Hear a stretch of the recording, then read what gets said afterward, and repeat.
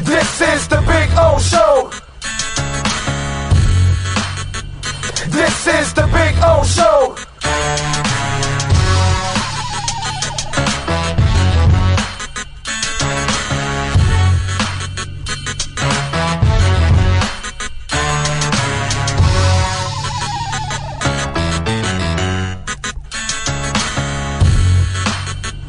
This is the Big O Show. This is the Big O Show.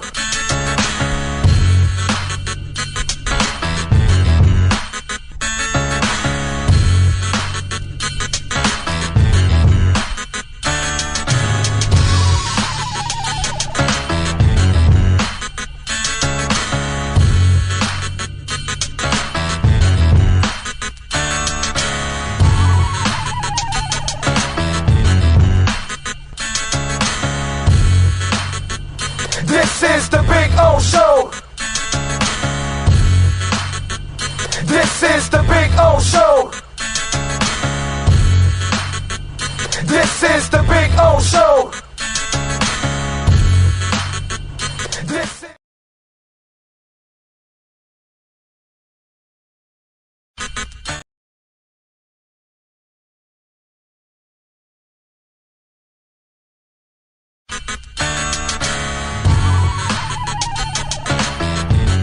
So here we are. I wanted to show you the backyard again because we had some trouble last time, but you know, cuttersedgepro.com does some amazing stuff, and there are the boys and the girl.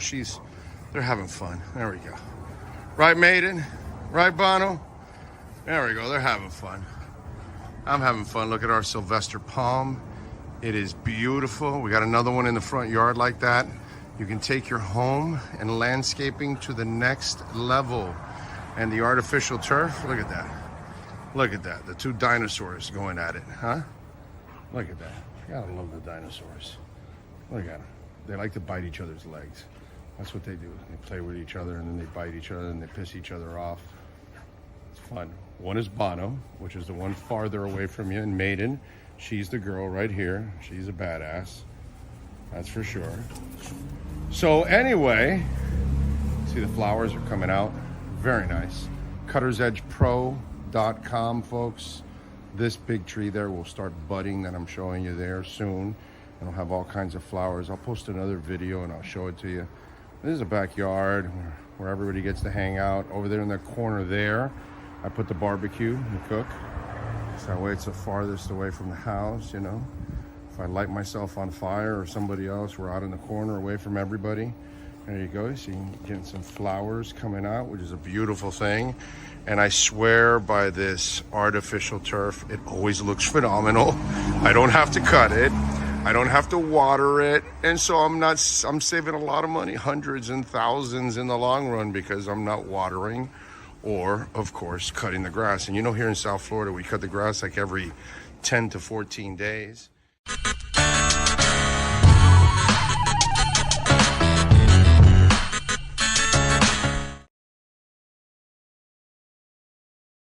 There's no need to drive around South Florida wasting valuable time looking for a new or certified pre-owned Acura. Go to the #1 volume sales dealership in the Southeast United States. Craig Zinn's Acura of Pembroke Pines. Purchase with pace and space in a dealership tailored to your needs. From home buying to providing that personal touch. Contact the 2020 Satisfaction Award winner Craig Zinn's Acura of Pembroke Pines. 888-776-5123. That's 888-776-5123. Or visit them at 15601 Pines Boulevard in Pembroke Pines.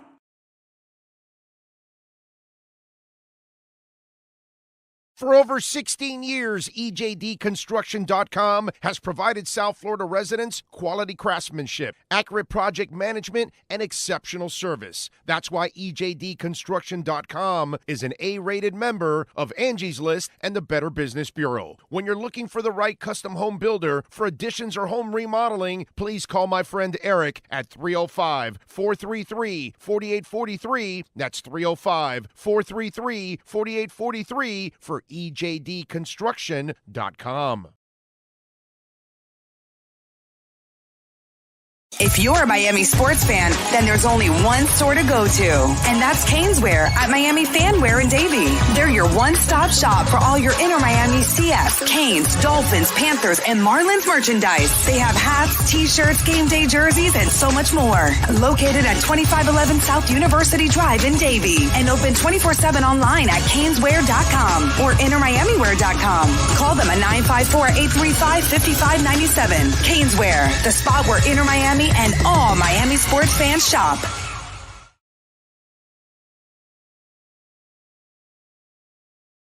When you move, you need a reliable company led by passionate folks, eager to assist its customers during a transitional process that needs to be smooth. Call Essential Moving Experts at 844-368-5750 for all your local and long-distance moving needs. You can rely on Essential Moving Experts.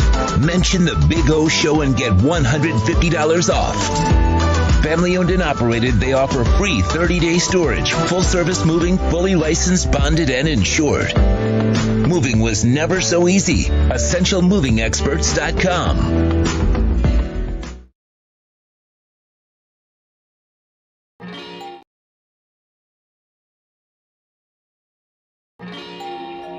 Oh, great. You have a doorbell camera. Now you have a front row seat to your house getting robbed.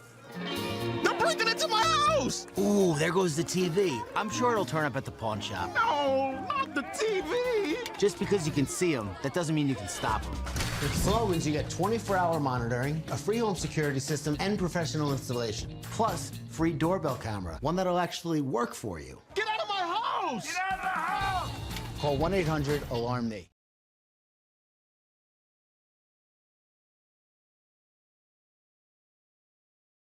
With more than 62 years of litigation experience handling insurance disputes, Welton Rayom is committed to resolving even the toughest insurance claims quickly. At Welton Rayom, they don't get paid unless you win.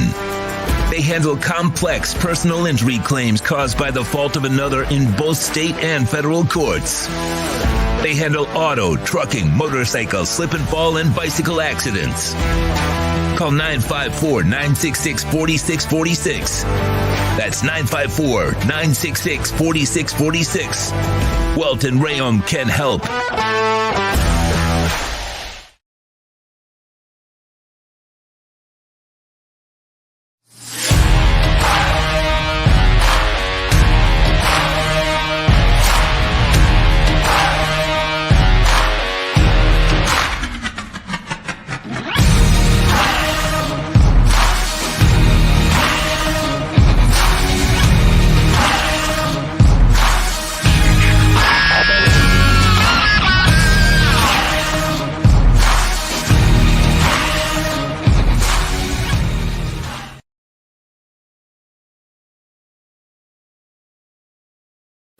Statements or beliefs expressed on the following program by the host, guests, or callers are not necessarily the opinions of FantasyXS.com, Media Group Inc., ownership, management, sponsors, or website.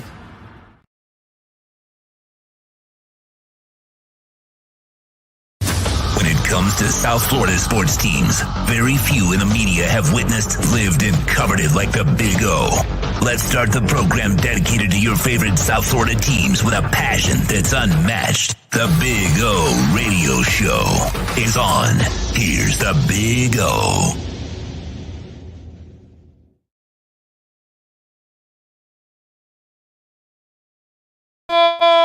Alrighty, welcome aboard, baby. Time to rock and roll on the show. Well, let me make sure I put my headphones on right. You know what I'm saying?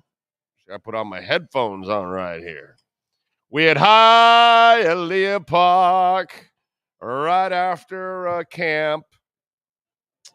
Ready to rock, ready to roll. Unlike Austin Jackson. Oh, my God. That was bad today. That was bad. Anyway, welcome aboard. We will have some fun today. Cam Wolfe, by the way, will join us at 3:30. Manny Navarro will be at 4 o'clock. We've got, of course, the man, the myth, the legend that is Sean Stanley, driving and mastering the entire platform.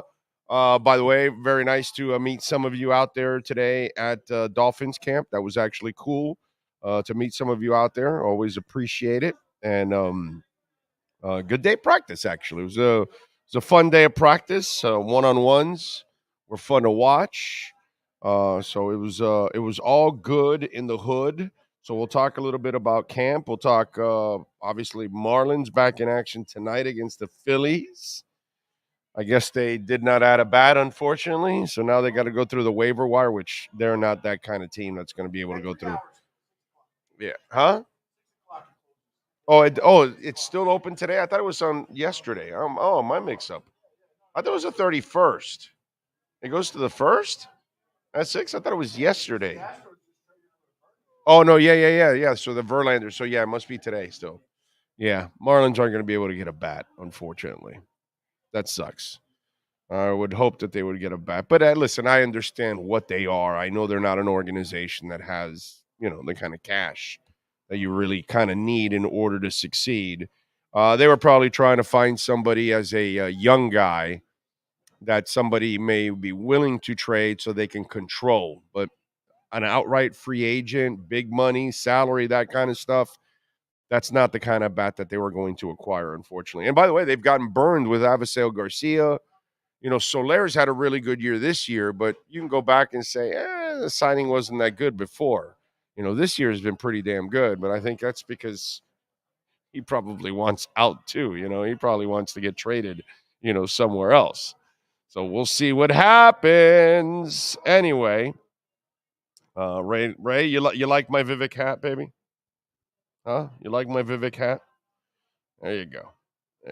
So figured I'd support the man since he's the only damn candidate that I even come close to supporting, because I really don't. I don't even agree with everything he says and does. But how are you going to find somebody you agree with everything? It's impossible. So I think he's the best of a terrible lot of people. So anyway, what else do we have going on in the world of sports? Oh, by the way, before I start anything too today, our condolences on behalf of Sean and myself to the Lebitard family. I've known Dan for freaking 30 years. He's just a great individual. If some of you have never gotten to meet Dan, and I know he's not like the best in public with like normal people out there. He's kind of to himself, really. I know, but when you get to know Dan, he is just one of the best human beings out there, man. Really good dude, and obviously, I'm so proud of him of what he's done with his platform and going on his own, and at the same time, he's able to make jobs for other people too. And I think it's really amazing. And I know that he loved his brother Lebo, David Lebitard, who passed away sadly at the age of 50 years old. I mean, it's just too young, man, too young.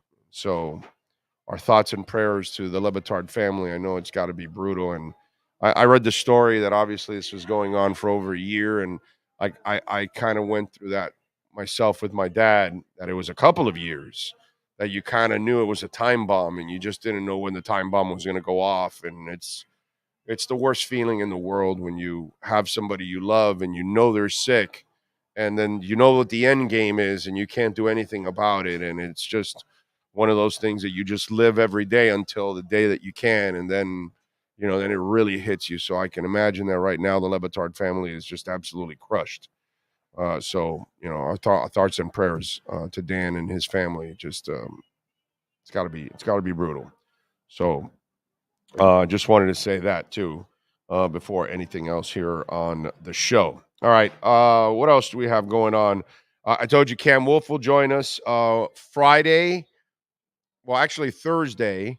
Sean and I will be taking off to Canton. We'll be out there. Remember, on Friday, 2:00. Friday, 2:00. We're meeting at the Pro Football Hall of Fame in Canton. 2:00. Okay, so if you're going for Zach's induction into the Pro Football Hall of Fame, I'm sure you're going to arrive probably the day before on Friday or Thursday or something, right? So I mean, you might go Thursday because you might go to the game on Thursday. I don't know.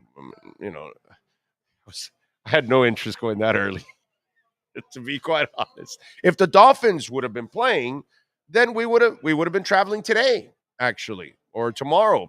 Tomorrow probably I would have traveled since the game is on Thursday. But Dolphins aren't playing. Last time when Marino was inducted, the Dolphins were the team. They were playing the Bears, I believe, in that game, and I covered the game and obviously the induction of Marino and all that stuff, which was just absolutely, for me, it was one of my highs. Actually, it was definitely one of them.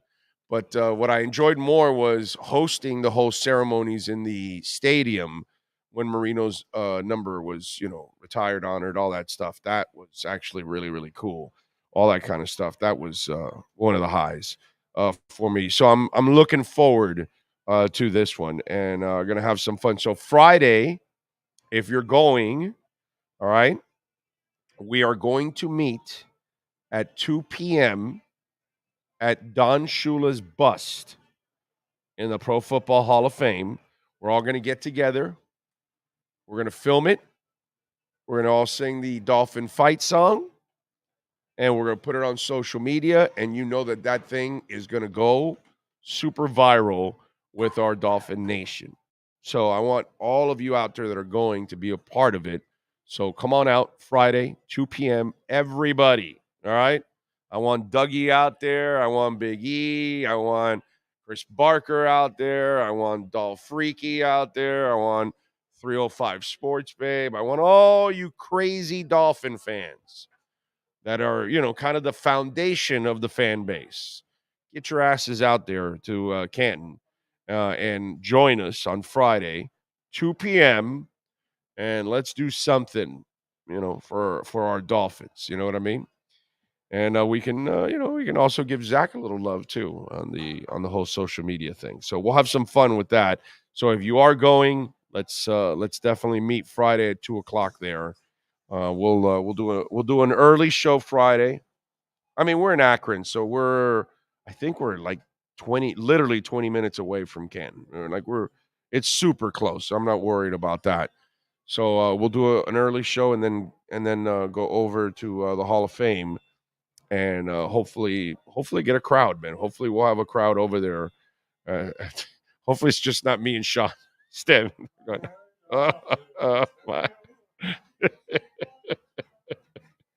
It's probably what will happen. Nobody's going to show up. It's probably what's going to happen. So 2:00, okay? Let's do it, and that'll be a lot of fun.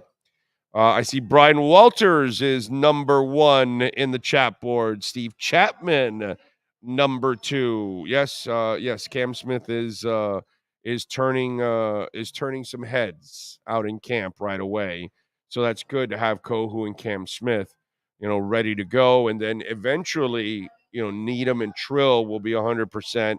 They're wearing the red jersey still, but you're going to have a lot of depth at that cornerback spot. And so that'll be a lot of fun to watch that whole thing develop. Timothy Eason, Isaiah, Ray is in. Smash Bro. Oh, it's the guy that covers everything South Florida team, but the one currently in a playoff run. I don't know what that means. Have one in a playoff run. Anything? Oh, the Marlins are in a.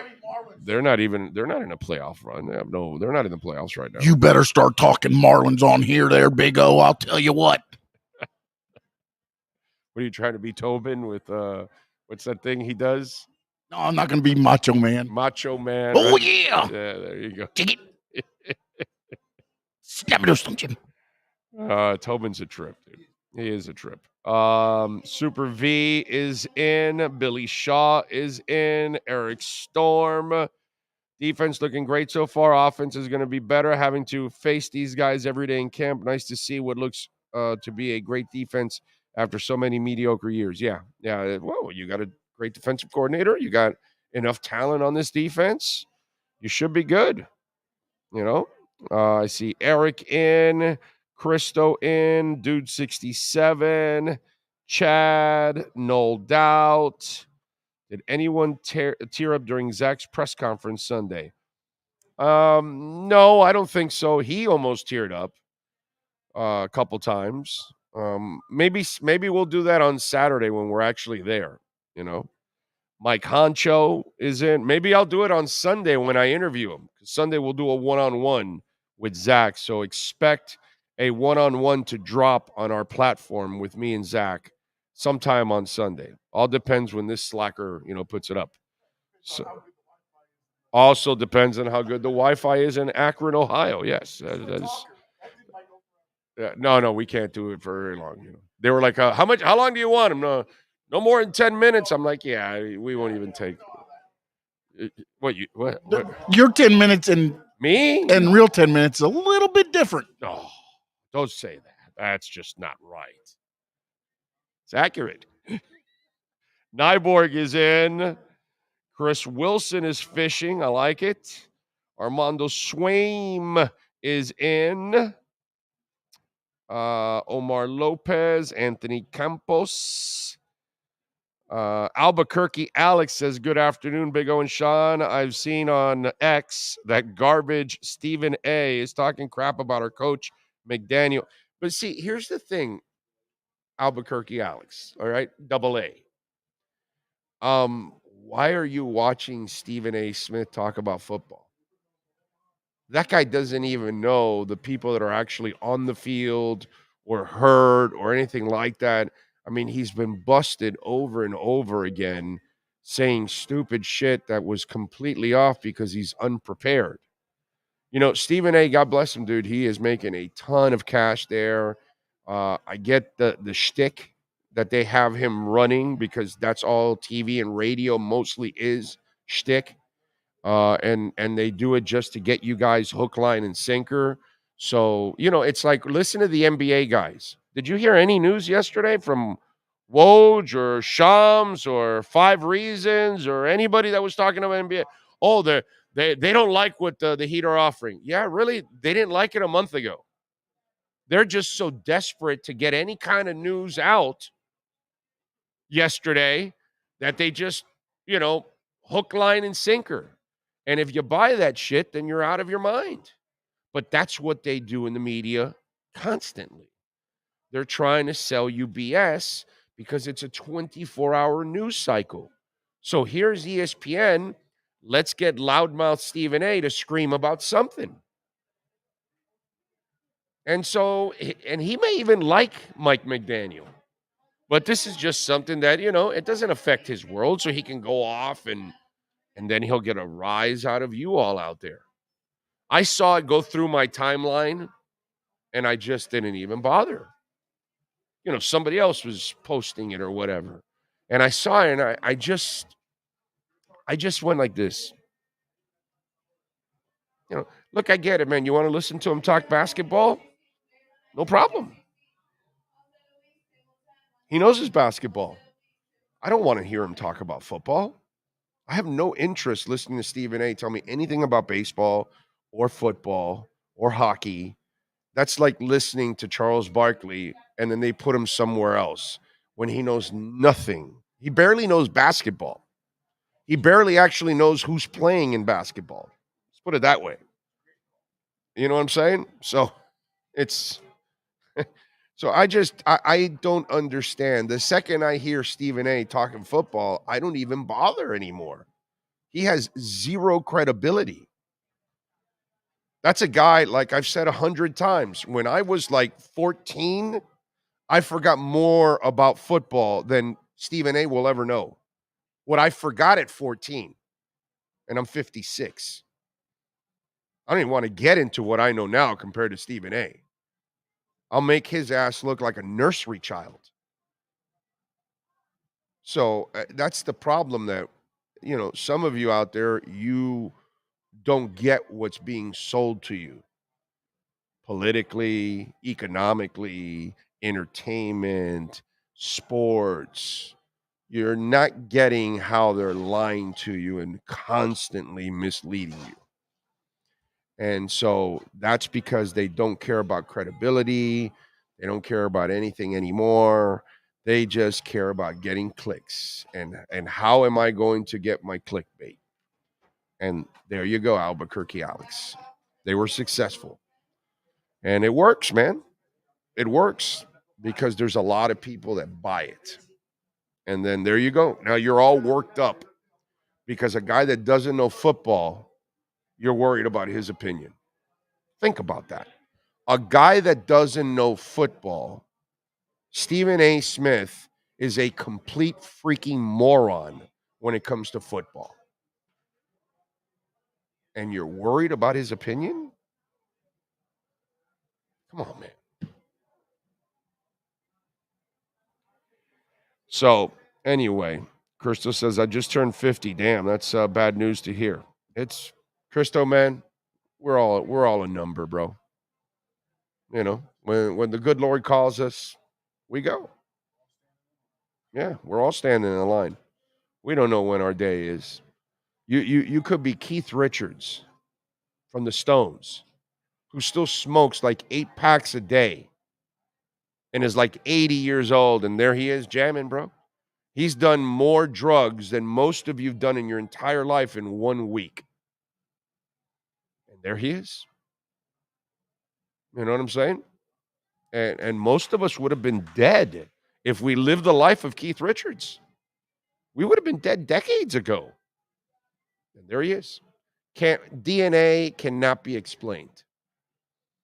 You know, it's kind of like look at the COVID crap. One person it kills, the other person it gives them sniffles. How do you explain that? It's the weirdest thing. So we never know when we're going to go, man.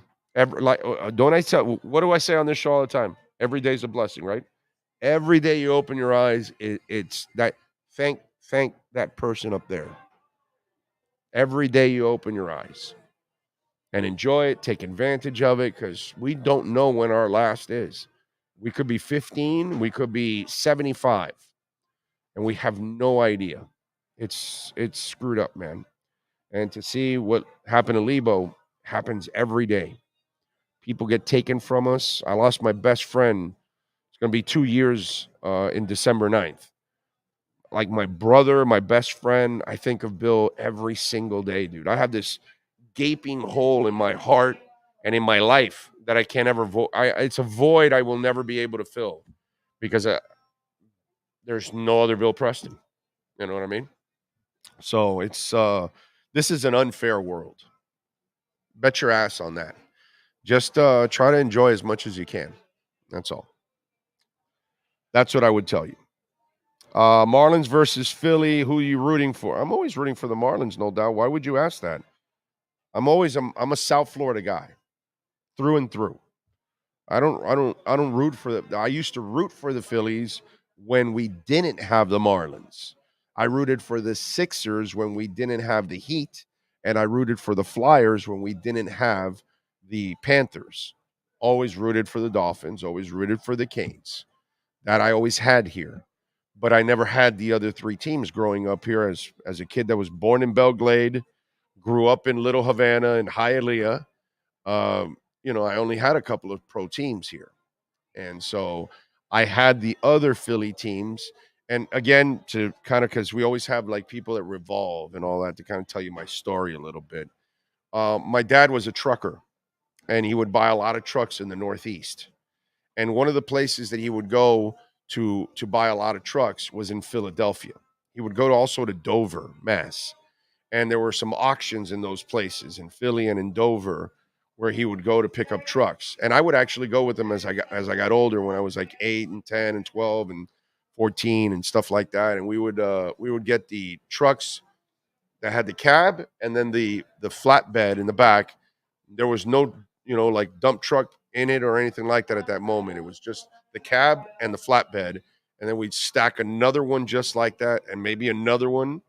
So we'd have like 3 and we'd take them down and I'd drive down with him. I always look forward to on the border, whatever, on the border or whatever is it called. What's it called? The south of the border, right in between South Carolina and North Carolina. I always look forward to that truck stop. That was like my thing when I was a kid. But anyway, so he would build the trucks here, build them up to dump trucks, and then send them down to Panama. Because back in the 70s, Panama was in the middle of laundering everybody's money in the world, and they were building banks in every block. If you go down to Panama, you'll see that there's a shit ton of banks, and that's because there was a lot of money that was being laundered. Maybe still, I don't know. No idea. Whatever. But anyway, so I went to Philadelphia so much as a kid, Dr. J, Michael Schmidt, the Broadway Bullies, all that stuff was like, that was my thing, you know? So because I didn't have those teams. So, Mike Schmidt is like my guy in baseball, and Dr. J is my guy in basketball, that kind of stuff.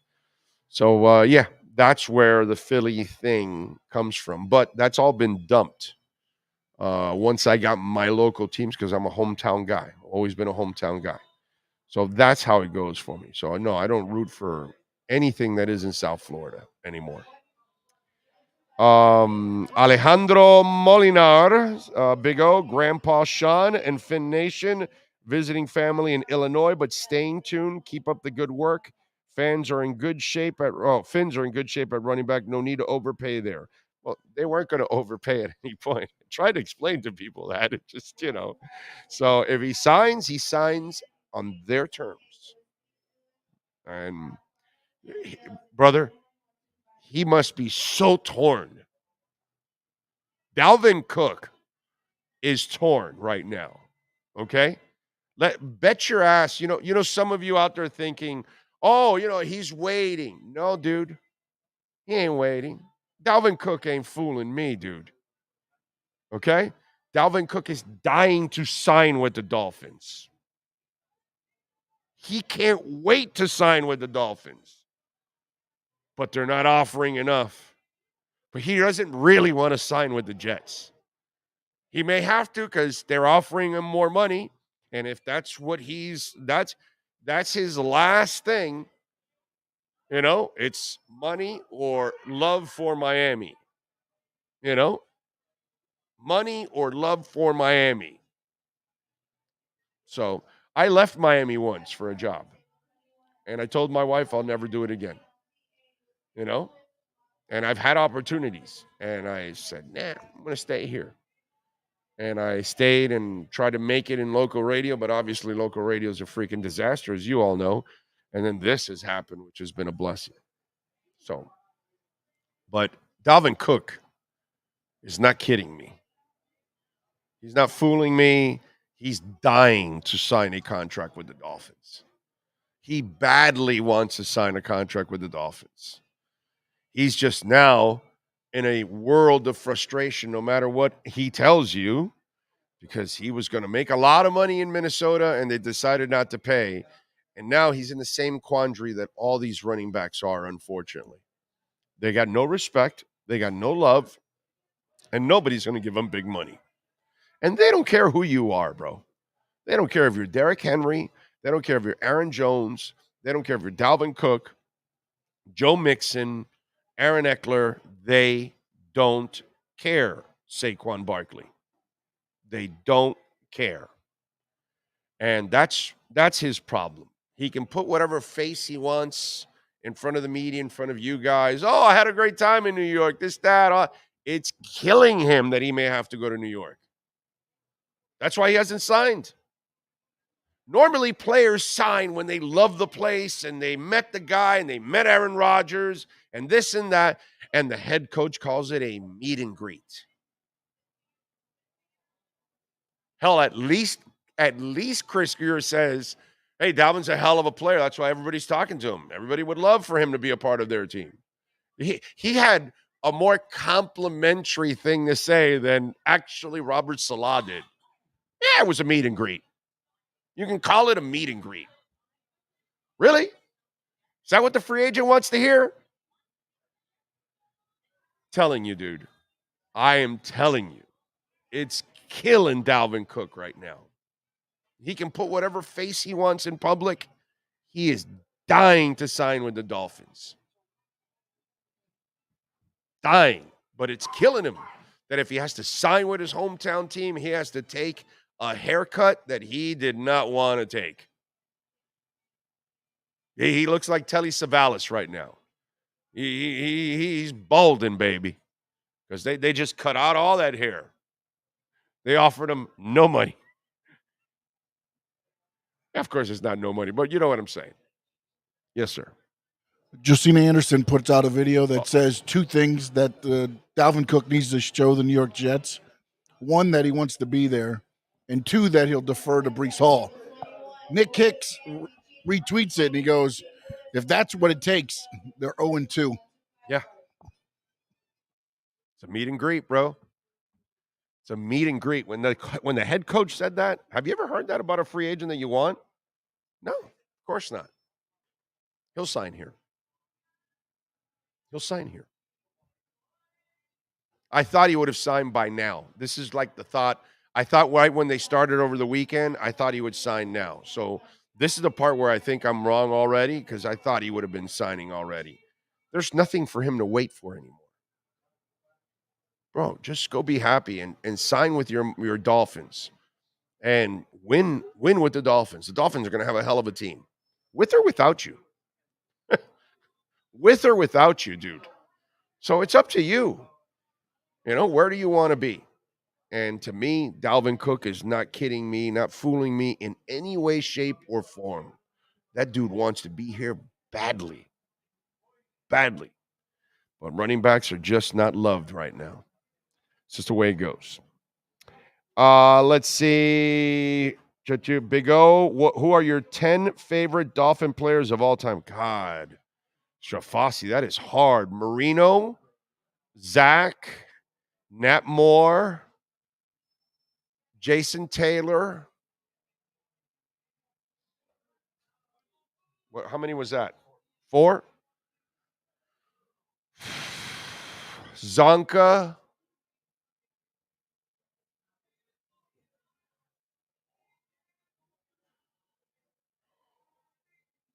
Sam Madison, Pat Surtain.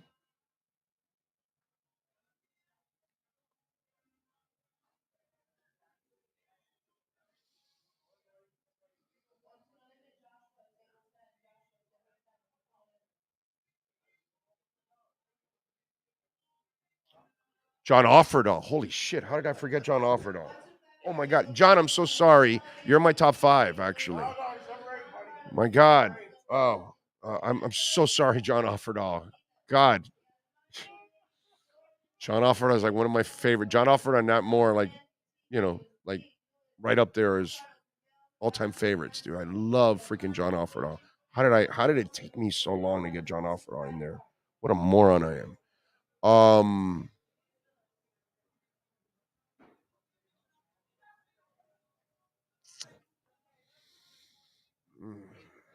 I know I got 8. I need 2 more. I'm trying. I have all these names going about me, and I'm trying to figure out who do I settle with. And that's my problem. There's so many great names for me. And huh? Oh, like Jensen? Yeah. Yeah. I can definitely see anybody telling me that Jim Jensen's one of their 10 favorites. I have no problem with that. That's why I mentioned it right away when you said it. Because I'm thinking I have like yeah, but I have to be careful because I also don't want to mention the guy that I also like. Okay, I also loved him as a person. Like, you know what I mean? Like you're asking me favorite player, not favorite human being that I covered because there's a lot of them that I've covered for the Dolphins because the Dolphins have had a lot of really good human beings come through there and get to know them. You know what I mean? Like David Bowens would not be any of your favorites, but he's there. Richmond Webb. I'm gonna go Richmond Webb. Yeah, I know I haven't said Duper Clayton. Huh? Ooh, Dwight Stevenson. There you go. That's my 10th. There you go. There you go. Yeah, the Marx Brothers would probably be outside of my top 10. They'd be outside of my top 10. Yeah, because I know like Jensen comes to me just because he was right. No, I have the no guy problem with that. I like. No, but I mean like, but when you started naming them, I'm like, oh man. When you start looking at you almost. I was like, top 10. It gets a little iffy. It's hard. It's like it's hard. You're gonna insult some people. Yeah, you start throwing people in. You're gonna insult some people, bro. You know what I mean? In different spots. Yeah. So there you go. I'll give you a quick 10. Let's see. Karen is in. Big D is in. I'm flying in on Thursday. Good. Well, Big D, Friday, 2 p.m., Hall of Fame, Shula's bust, We're all getting together. We're going to have the greatest family of Dolphin fans together to sing the Dolphin fight song on Friday at 2 p.m. So I want to see you there, my brother. All right? There'll be 3 of us, you, me, and Big D. Yep, that's it. Stay away from Dairy Queen. I will. 67. I will. Josh is in. Dave Militix says, sorry to hear about your friend. God bless you and your family. RIP, I lost my sister-in-law when she was 49. My wife at 59. God. Sorry about that, man. My condolences. It's just stuff that we never recover from. It's something you have to learn to deal with. You know what I'm saying? That's the part that sucks.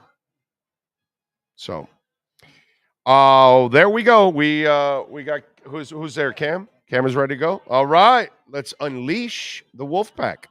We unleash the Wolf Pack as we get the latest in the NFL and the Miami Dolphins with our KSDT CPA Pro Football Report with NFL Network insider Cameron Wolfe. KSDT is one of South Florida's largest and one of the country's fastest growing accounting firms. KSDT CPA is a full-service firm that also excels in crypto. Visit them at ksdtcpa.com or call 305-670-3370. Here's NFL insider Cameron Wolfe. All right, there he is, the man, the myth, the legend that is Cameron Wolfe. How you feeling, baby? You feeling good? I'm all right, how you feeling? Good. Where you at? You headed? Where you headed to? Oh man, I'm continuing my training camp travels. Leaving out to the airport now. I'm actually popping in to Birmingham, Alabama for a NABJ, National Association of Black Journalists conference for a couple days, and then I'm back on the road to Atlanta, and then I'll pop back here, Atlanta to see Falcons, and then I'll be popped back here Friday night so I can see the Dolphins scrimmage on Saturday. Okay. All right. It's gonna be fun. I'll be in Canton while you're there on Saturday, but that's all right. We'll have some fun.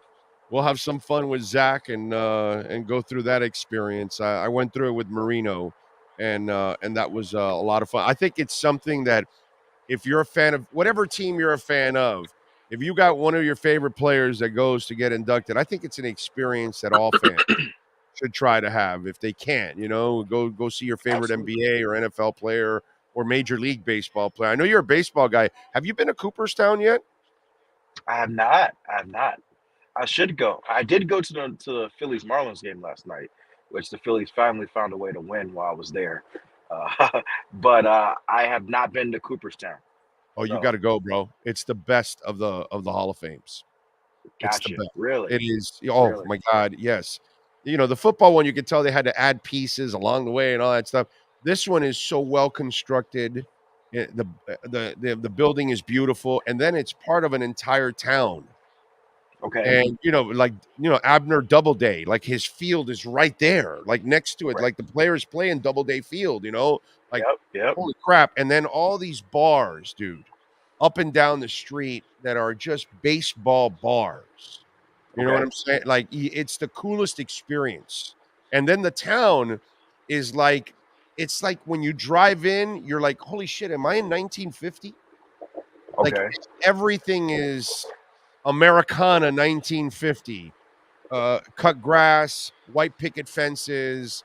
Like seriously, like you go back and you're like, holy, am I going back in time? Like, it's like something you've never seen. Seriously. Is it far from the city? Oh yeah, from New York City? Yeah. Oh yeah. You're a couple of hours away. Yes. Cooperstown? But you still fly into New York City. Yeah, you probably fly to New York. Can somebody help me where I went for Cortland. I went to cover the Jets for Hard Knocks. Okay. Back in the day when I went. That's what I did. I was in Cortland, and I forgot what I flew into. Did I fly? No, I don't think I flew into New York. I flew in somewhere else. So, like, is it closer to New York? Or is it closer 4 hours to from New York? Yeah. Somebody Buffalo? tell me where. Is it closer to like Buffalo? Yeah, it might have. Maybe Buffalo. I'm not sure. I forgot where I flew in. Somebody help me out. If you're going to Rochester or Albany, somewhere like that. Yeah. I flew into somewhere there, and then you had to drive over to Cortland, and then I had to drive to which I think it was like an hour and a half to go to the Hall of Fame from Cortland. But I'm telling you, Okay. if you Worth if you get the opportunity, make the time. A dude like you that loves baseball, Yeah. you're gonna go, wow, how come I haven't been here, Yeah, before? no, I'll definitely make it on my list to go. I just was curious if you could make it a trip with New York City, or it has to be a trip on its own, or can you make it in a trip with Buffalo if I'm Albany, going up there?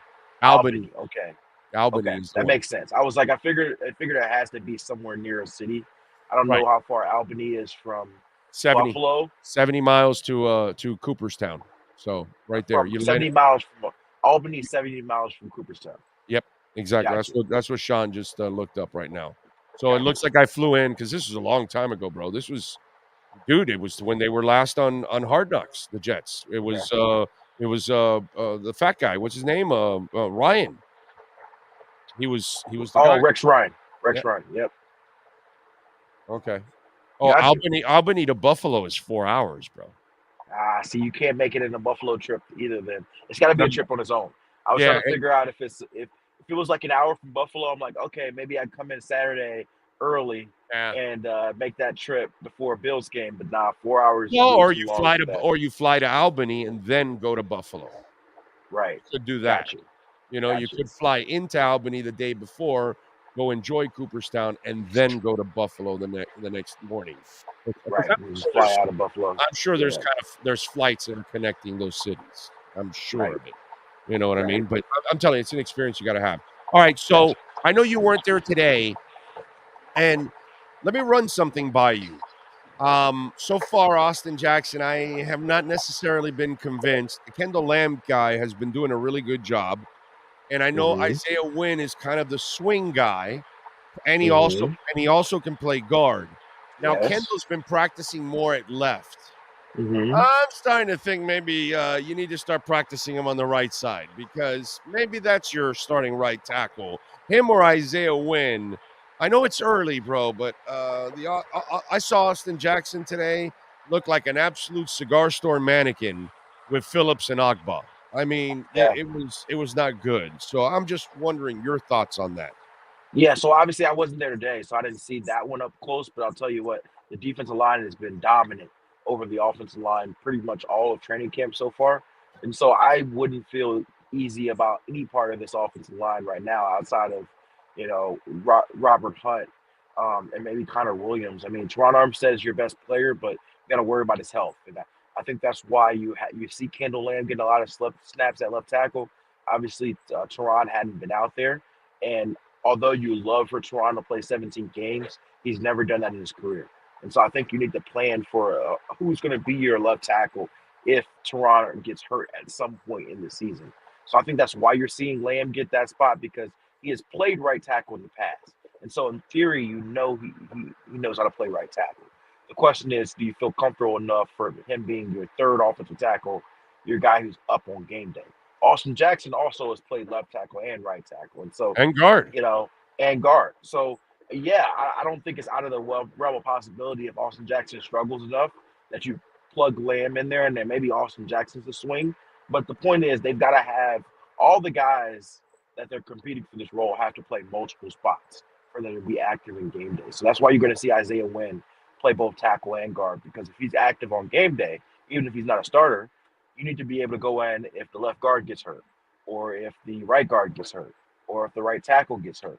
Maybe Right, Lamb goes in. that's why I'd rather have Lamb go right tackle and keep Wynn as my swing, because he can play three different positions. You know what I'm saying? And so, and he only had one bad rep out of the several reps that he had on one-on-ones today. He actually did a pretty good job.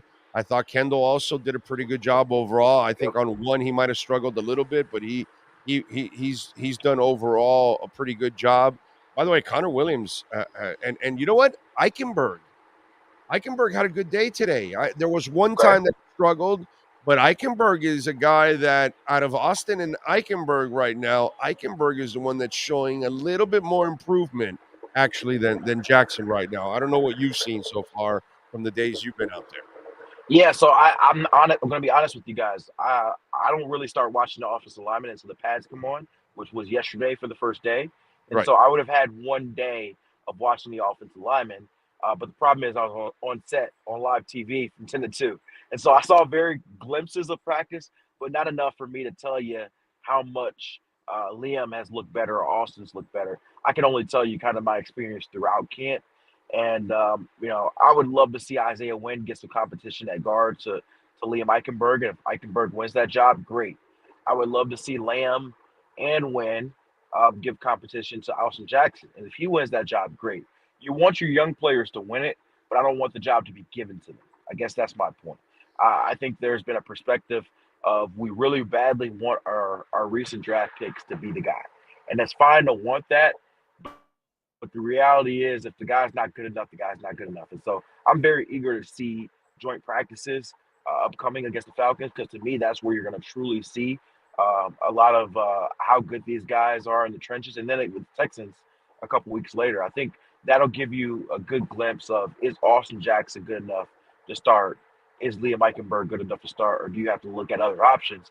And maybe it's Kendall Lamb. Maybe it's Isaiah Wynn. Maybe it's somebody that's not on the roster. Maybe they have to go make a move. We're all obsessed about the running back and Dalvin Cook. To me, just No, me, no, if I not was all. looking for something on the market, I would be looking, is there an offensive lineman I can make a move for? All right. Some of us are not obsessed about Dalvin Cook, by the way. Some of us are just kind of like pretty passive about it. If he joins, great, or whatever. And by the way, speaking of Dalvin, he can paint whatever picture he wants publicly. He's got to be incredibly frustrated because he did not get wooed like he thought he would. Josina Anderson just put out that they want two things from him: that he's going to defer to Breece Hall, and what was the other one? Oh, and that he has to show That he him that wants he to be wants to here. be there. Yeah. Yeah, and he's proven over and over again he wants to be here, but Chris Greer is not giving him that kind of deal. He's giving a team. It's either a team friendly deal or nothing, and I think that shell shock has kind of set in for the player and the agent. I don't think they expected it to be as cold as it's been in free agency. Yeah, I told you guys a while ago, I didn't think that Dalvin Cook was going to sign at the start of training camp. I thought he was willing to wait. And a big reason why is he hasn't got what he wanted. Let's just call it what it is. The money's not out there yet to where he wants it to be. And it looks like it might never be. And so you're Well, going to have a that's the situation. point. But Cam, that's the point there. He can't be thinking that my money is not there yet. You got to already think, dude, you need to crap or get off the pot already. You're not getting the So money, dude. Just sign. so the Be thought happy. is, so yes, that sounds great in theory, but it's tough as your player like Dalvin Cook, who had been a $12 million player for the last 2 or 3 years, and his thought process is, I haven't declined, so why should I have to take a drastic pay cut? Which to me makes sense, but the reality is that's still the league. The league has told you running backs don't matter. The league has told you as you get older, your salary decreases, but that's hard to come into grips with. That's like you or IO. We both have different industries a little bit. But if tomorrow, all of a sudden, you're making half of what you were making before, you're gonna hold off. You're gonna try to figure out a way to get that number as high as you can. It's gonna Sure. take you a while to come to the realization that this is what it is. Same for me. If NFL Network cut me tomorrow and I was looking for another job, I would try my best and I would hold out to try to get as close as I could. And so I eventually had to come to the realization that this is what the market is. But I think we assume that it happens like this, but you got to think about the human aspect. I think it's just taking a while for him to come to grips with that. And there's also the hope perspective, and we've seen this before, but it's tough to count on it. If a guy gets hurt, if a Derrick Henry, if a Nick Chubb, if a star running back gets hurt for a team, I think Dalvin's like, maybe that'll save the day for me. Maybe a team is like, we have to get our running back to get to where we need to go, and so let's go get Cook. And so you're waiting for something. You're not rooting for an injury, hopefully they're not, but you're waiting to see, hey, training camp happens. Maybe a guy tears an ACL. Maybe a guy does this, and maybe that's what gets me to my number. And so I think that's why there's a little bit of a waiting game. I do know the Jets do have interest, but clearly the fact that he hasn't signed yet either says he's desperately waiting for Miami to up his offer, or the Jets still haven't offered him what he wants, or both. And so I don't know when the final date is, for the Dolphins team. If it's week 1, if it's 2 weeks before the season, whatever it is.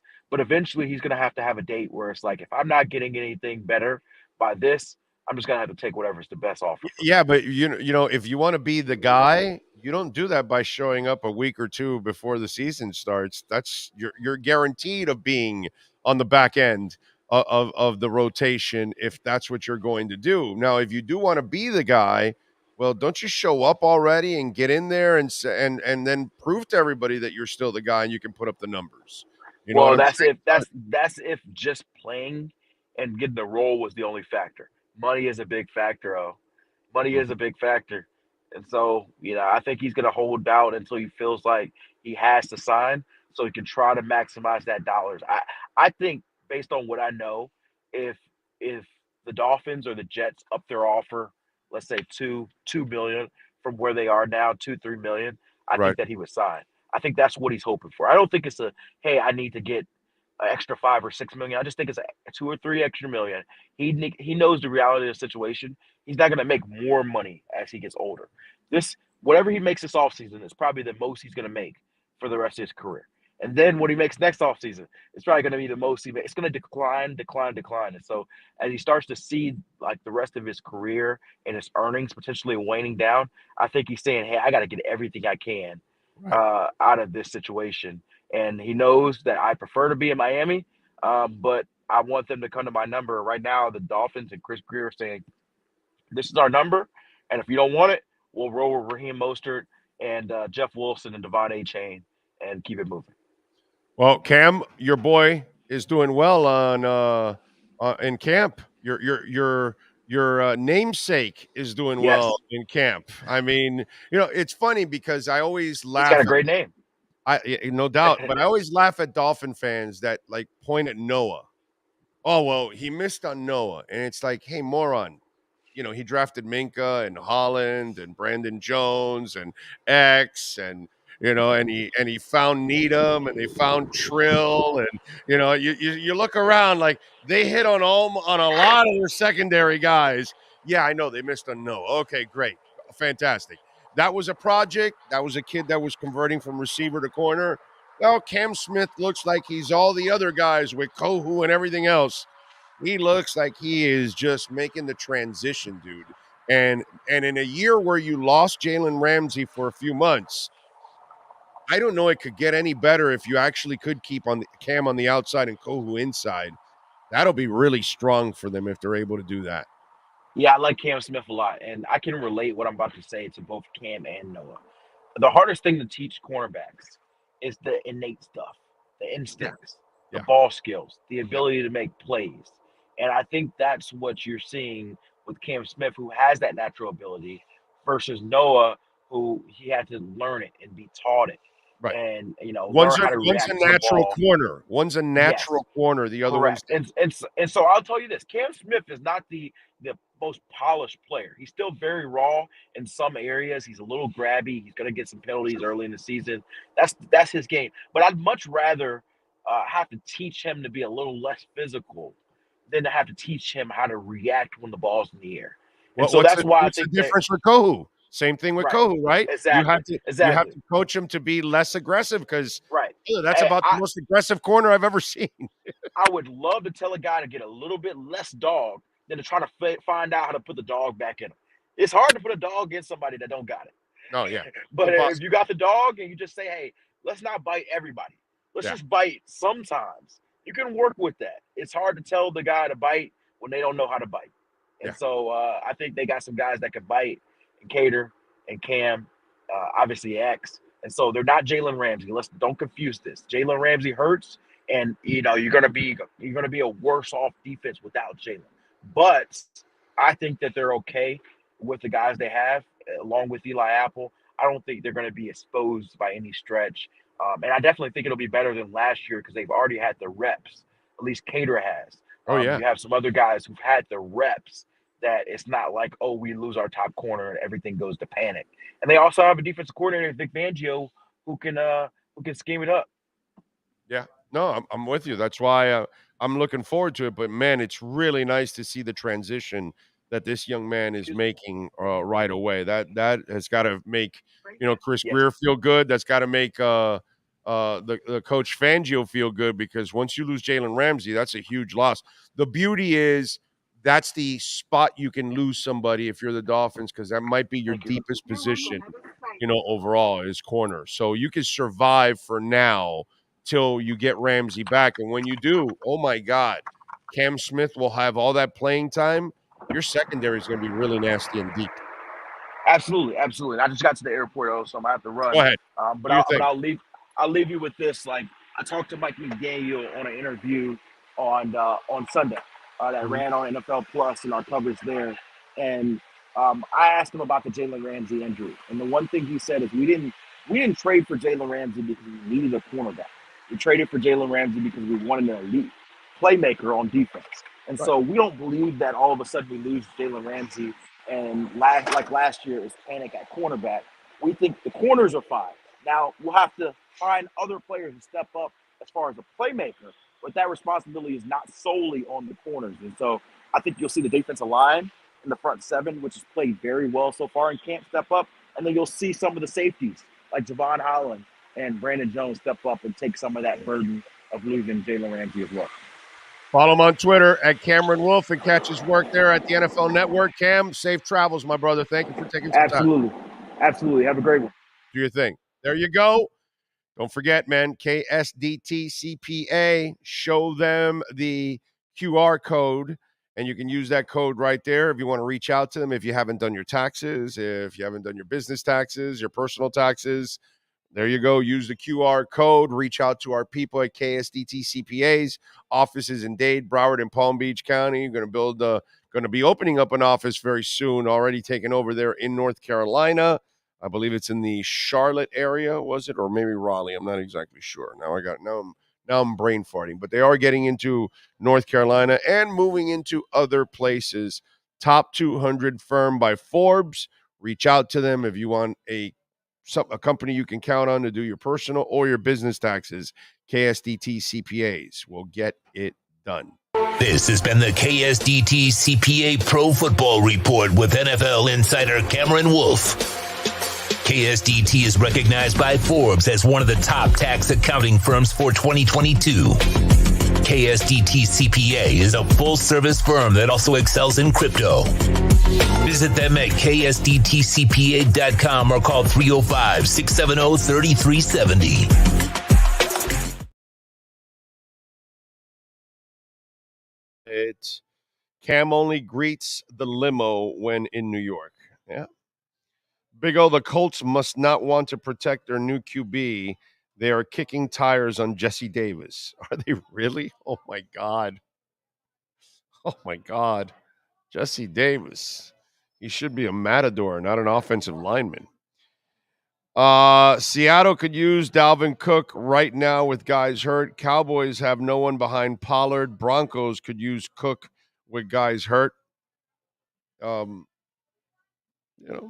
Nobody's going into the kitchen.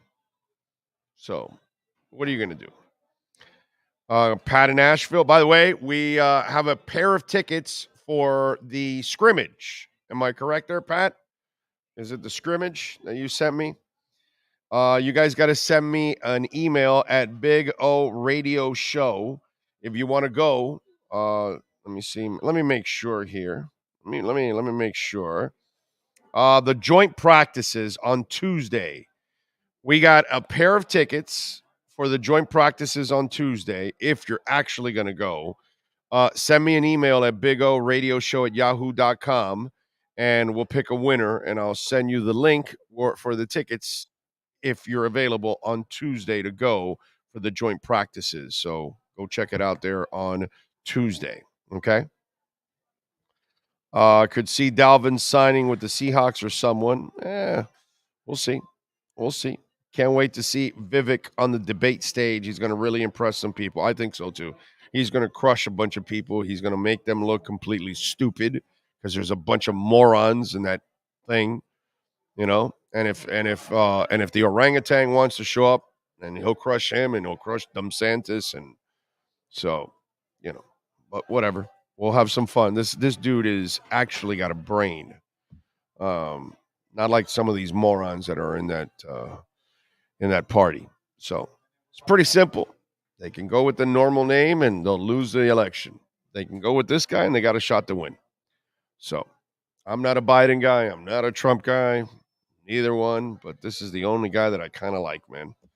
You know, the other guys, and women, I can't trust them as far as I can throw them.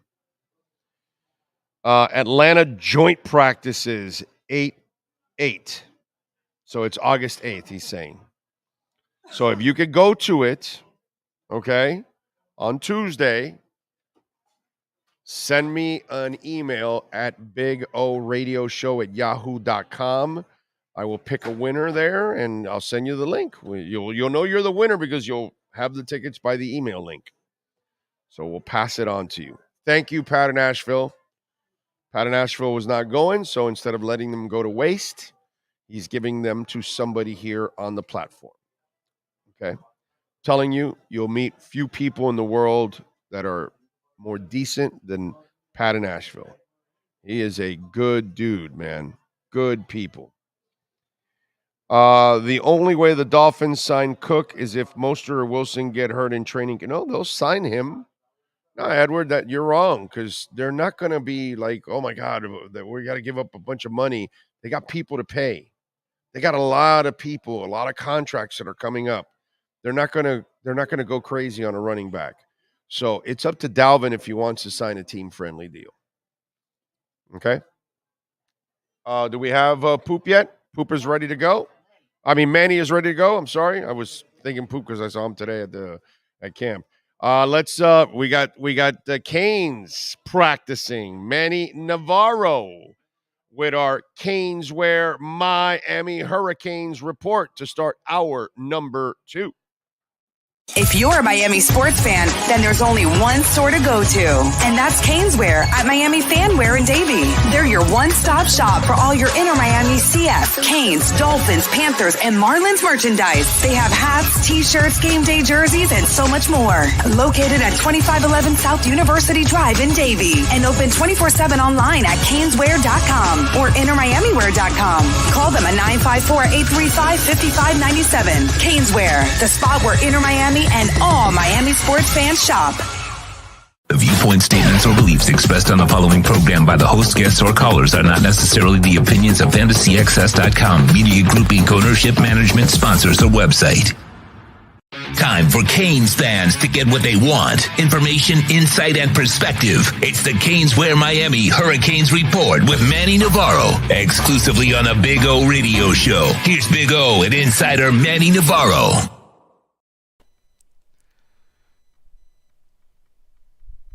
Gets to cover some actual real football now as the Canes have returned. How you doing, my man? You doing good? I'm doing great. Like you said, actual practices now, actual progress no pads, towards right? the season. Not right away, right? Do they do the pads right no, away? No, just shoulder pads and helmets. I mean, it's nothing, and shorts. I mean, shells. the first shorts and shells or whatever they want to call it. But the first 2 days are like that. Then they start to amp it up from there. Right, exactly. Okay, all right. Injury-wise, who are they missing? And is there anything serious? Yeah, I mean, I think obviously some of the guys that they were hoping would come back, in time for fall practice, guys that we always sort of debated, will they be back? Still aren't back. Zion Nelson, was out there kind of gingerly doing things, but he's not, Zion Nelson injured. God, that never happens. Trevante Citizen, he'll be back probably the middle of the season, as Mario told me in Charlotte when we were out there for ACC last week. There are a couple guys just coming back slowly, but nobody of significance, right? When you talk about from the springtime till now, it's not like somebody developed a new injury. There's one guy that was missing out there today that was notable, was Markeith Williams. He's like the third or fourth safety. We'll see why he missed practice. It still hasn't been figured out why he wasn't out there for day one, but it could have just been whatever, something academics, who knows what it is. Discipline, who knows what it is. But we'll see if he's back out there tomorrow, and that'll be something to follow. But again, all the important guys were out there. Yeah, could have been personal. Maybe you had to go to the dentist or something, bro. You had a cavity Who or something. knows? Who knows what it is? Right. You never know, bro. We're all human beings. We might need something. It doesn't seem like anything serious, at least, because it was Yeah. a very small absence. So, and it's not necessarily like a big practice or anything that you're missing. Like, oh, he's missing the Tuesday or Wednesday of practice leading up to a Saturday game. Game planning or something. That would be big if you're missing something like that. But at this point, it's not too serious. All right. How should the Canes fan approach this? Because, dude, I got to tell you, man, what I get on DMs and texts at times, like, well, they're bigger and they're stronger and they were successful in the transfer portal and they should be challenging for the ACC. And it's like, well, wait a minute. I haven't seen any chemistry develop. They don't know how to win yet collectively. There's like a lot of things that go into this. All these coaches don't really know all these players. They don't even know how they're all going to react in certain situations. Right. So there's like a lot of unknowns. So what would you tell the Canes fan to how to assess what should they realistically expect?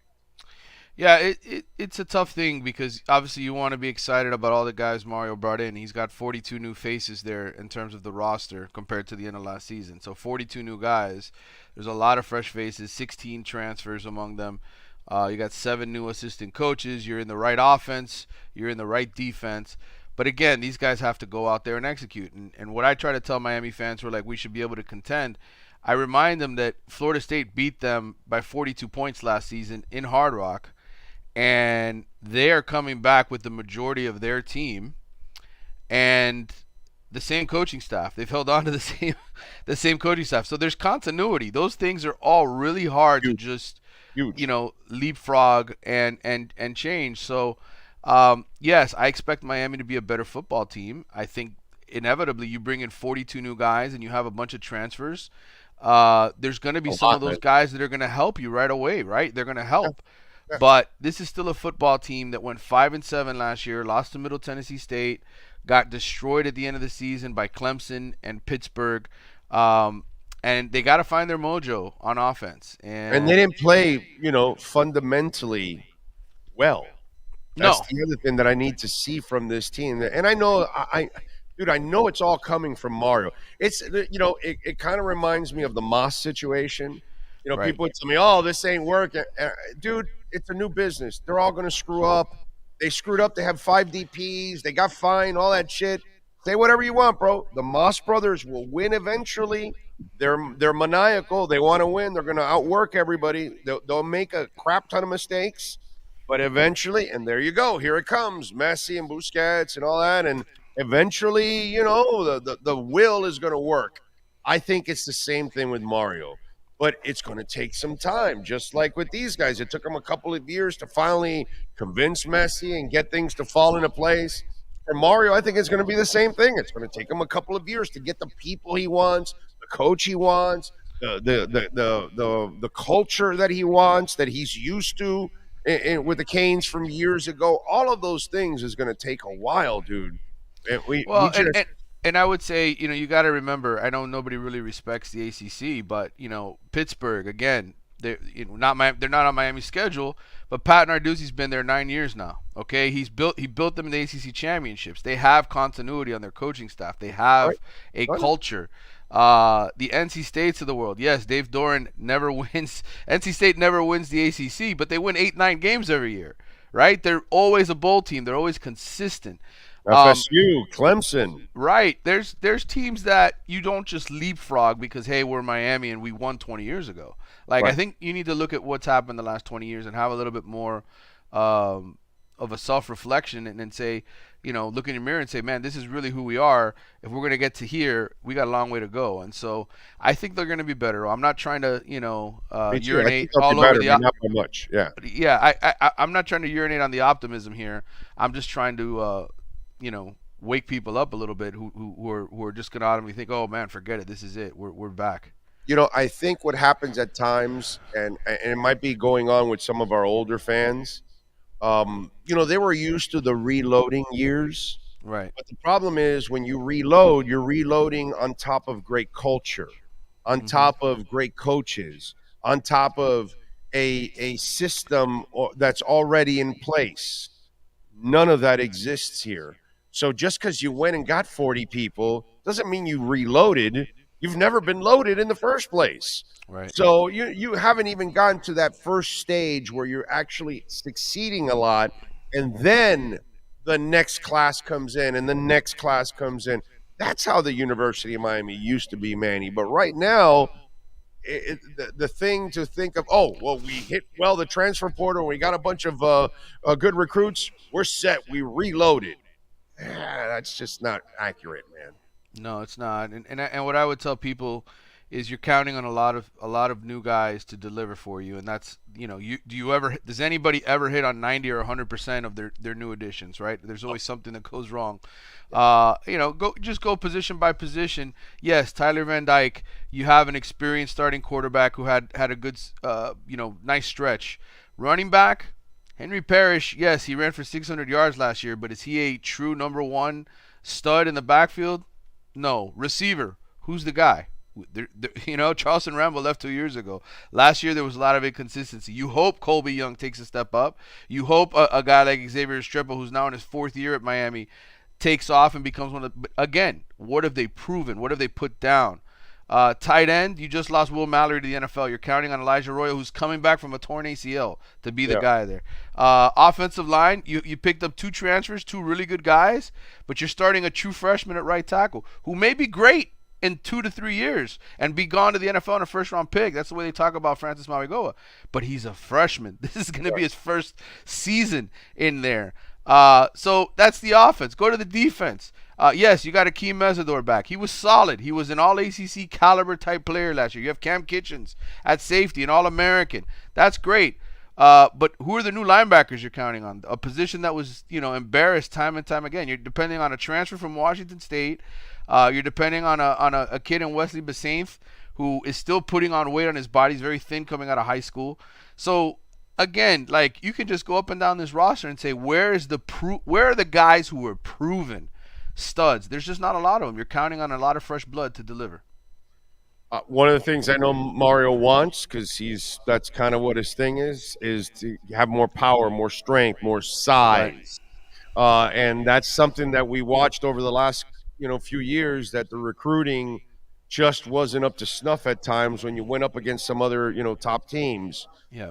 What did you see now when you watch this group now together compared to what you saw over the last couple of years? Are you seeing that size so that potential might be there?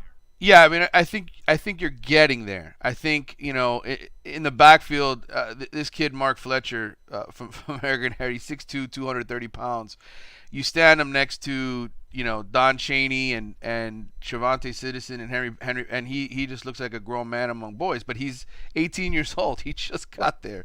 You look at the offensive line, right? You look at Mauigoa and Okunlola, 266, 6'5", 300+ guys. Amazing. They just got there. Right. Defensive side, the linebackers, I think there's a considerable difference in the size. There are a lot of short guys. They don't have short guys anymore. I mean, Corey Flagg is still on the roster, but how much is Corey Flagg going to play? He's basically, I think, been moved into a backup role behind this kid they got out of Louisville, KJ Cloyd, who's 6'2", 230 pounds. The Mauigoa brother who transferred from Washington State, he's 6'3", 230. So, yes, the size is getting there. They're getting more dudes, but they still need a big D tackle. Oh, they still, they don't have a run stuffer. Their D tackles right now are probably Leonard Taylor, who's 6'3", 305, and Branson Dean, who's 6'2", 280. You want a big sucker, bro. You want somebody 335 to plug into that middle of that defense, and they don't really have that. So, improvement, not there yet. Okay. Yeah, and we were spoiled over the years with absolute elite play at tackle with Russell Maryland and Jerome Brown and who am I missing here? I'm missing a whole bunch of them. You've had a bunch of them. I mean, you had Calais Campbell. I mean, right. There's some nasty defensive linemen that we've had here, especially at tackle. Guys that have ended up being in the top 5 of the draft. Yeah, on a Warren consistent Sapp, basis. Warren Warren Sapp, Sapp, Wilfork, another all, one. all those guys. Go Yeah. for it, Jesus Christ! You know, it's that and that's always been a part of all their great defenses. They usually had a hog in the middle that was Well, just a beast. Lance Guidry talked a little bit yesterday at media. We got a chance to talk to the coordinators for about half an hour, both offense and defense, and he's like, "Look, we'd love to have a big sucker, right there in the middle of that defense, but there's ways that you can sort of attack around that depending on, the way you use your pass rush and etc. But I think against elite teams, right? Like when they line up against Texas A&M, who has an SEC offensive line, when you line up against Florida State, That's when who's you need recruited the an SEC caliber offensive line, That's and when you need 'em. Clemson, that's when you need those dudes, and that's when you'll feel that you don't have one. Yeah, I'm with you there. Tyler Van Dyke. I know this is more of his game, that this coach has more of a spread. Yeah. Does it look like he's comfortable? Yeah, I mean, I've had multiple conversations now with Tyler in the offseason, and today he was out there throwing the football. He tells me that he worked a lot on his footwork in the offseason with his quarterback coach. He's worked a lot to sort of perfect his throwing motion. He injured his shoulder. He had a grade 3 AC joint sprain. That's never good for a quarterback. But he recovered from it. He didn't need to have surgery. He let it heal. He's got a little bone sort of sticking up in his throwing shoulder. But that's just part of the deal, man. You look at most of these football players nowadays who have those injuries. They all have that little bone sort of sticking up. I have it. You have it. Yeah. I have a second-degree AC joint injury, and I don't know if you can tell from there, but because it's a black shirt, but Right. I have that bump, and it never goes healed. away. It never goes away. It's like a war scar, pretty much. Yeah. So but he throws the football. I mean, look, I've watched him throw. I don't see any difference with the velocity on the ball. I don't see any difference in his arm strength, like he's any weaker. He feels like, the fact that he kind of had to rehab himself and just go through the basic stuff as a quarterback help him sort of perfect that skill a little more, his throwing motion, things that he needed to improve. So he's been working hard, man, and look, give the kid credit. He's taking more responsibility with his receivers, making phone calls in the offense, getting people together for those workouts, organizing them. I think he's more committed, and that should pay off for him this season. What are you working on the Athletics so folks can check you out, my friend? Yeah, I just put out today. I did sort of a fun survey with about 15 of the players during media day yesterday, where we covered some fun topics. Who's the fastest, who's the strongest, weight room goals, NIL, who's the funniest guy on the team, all that kind of stuff to just give a little personality to some of these dudes. And so you can check that out at The Athletic. And then the next couple of days, we're going to have my projected starting rotations and lineups for Miami this season. I kind of did a position-by-position breakdown, guys that I think will be in the rotation, guys I think will be in the starting lineup. Just based on some conversations I've had with coaches and people around the program. All right, looking forward to reading that. And if you want to read more of that, subscribe to The Athletic and support Manny and all the great writers there in The Athletic, and follow him on Twitter at Manny_Navarro, and visit our friends at Caneswear at 2511 South University Drive in Davie. And remember, when you order over $99, you will get free shipping. They've got anything and everything practically with the Canes logo on it. They got Inter Miami gear, Messi jerseys, shirts, Miami Heat, Miami Dolphins, Miami Marlins. They got it all, baby. And what? 2566. Oh, that's right. The new address. That's right. They're in the new place, 2566 South University Drive in Davie. That's right. They moved to the bigger location. It's literally next to La Spada. So it's actually even better. It's even better. Now I got to go for sure. Get a sandwich and a hat and call it a day. And call it a day. And when you get a La Spada sub, that's right. That is, you're a winner there, baby. No doubt about that. Manny, thank you, my brother. We'll catch up later on in the week.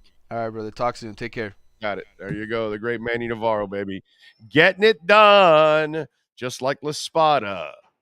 If you're a Miami sports fan, then there's only one store to go to, and that's Caneswear at Miami Fanwear in Davie. They're your one-stop shop for all your Inter Miami CF, Canes, Dolphins, Panthers, and Marlins merchandise. They have hats, t-shirts, game day jerseys, and so much more. Located at 2511 South University Drive in Davie, and open 24/7 online at caneswear.com or intermiamiwear.com. Call them at 954-835-5597. Caneswear, the spot where Inter Miami and all Miami sports fans shop. In music history, back in 1971 on this date, the concert for Bangladesh was held at New York's Madison Square Garden. The event was organized by George Harrison to aid victims of famine and war in the Asian nation. It features sets by Bob Dylan, Ringo Starr, Eric Clapton, Billy Preston, and others. The triple album release of the concert went on to win a Grammy for the Album of the Year. In 1980, on this date, Def Leppard made their live debut in America, opening up for AC/DC in New York City. On Through the Night. In 1981, Rick Springfield started a 2-week run on the top of the charts with the hit song Jesse's Girl, which, by the way, the music was written by Neil Girardo of Pat Benatar. 1987, Bob Seger had his first number one song with Shakedown, Breakdown, Everybody's Walking to. Okay. In 1985, Starship released their single and the worst song they ever have put out, We Built This City. Anyway, the city, incidentally, was built on rock and roll. Just want you to know. It's built on rock and roll. In 1981, on this date, MTV launched by playing the music video to the Buggles. Video killed the radio star. So there you go. That's what went on in music history. Birthdays today. Let's give you some birthdays. We start with Jason Momoa is 44 years old today. Let's see. Coolio, no longer with us. We just lost him last year, but he was born on this day back in 63.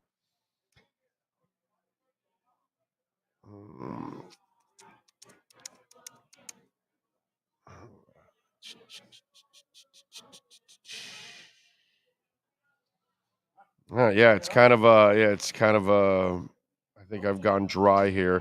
Jerry Garcia was born on this date in 1942. We lost him in 1995. I mean, there's other people. I just don't know who the hell they are because they're like Tiffany Young, pop actress. I don't know who she is. Chantel Houston, YouTube star. Emily Jones, journalist. Feel like I might know her. Fox Sports Net television anchor who covers the Big 12. It's some of these names I don't know who the hell they are. So I wait till I get the real names, like Adam Jones, the baseball player, born on this date, is 38 years old today. Joe Elliott, Def Leppard lead singer, is 64 years old today. Yves Saint Laurent, the fashion designer, was born on this date in 1936. We lost him in 2008. See, there's a rapper, FG Famous. I don't think he's famous because I don't know him. I've never heard of FG rapper. It's his birthday today. Yeah, happy birthday, Famous. That's it.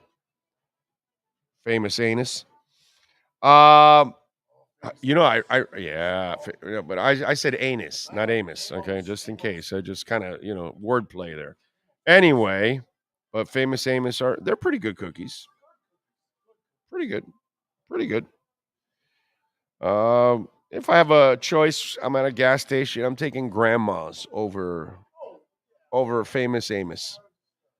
Okay, just saying, this fat guy will take Grandma's. See, love the Grandma cookies. I just take cookies. What? No, I'm with you there. I mean, I don't say no to a cookie. I mean, hard to say no to a cookie.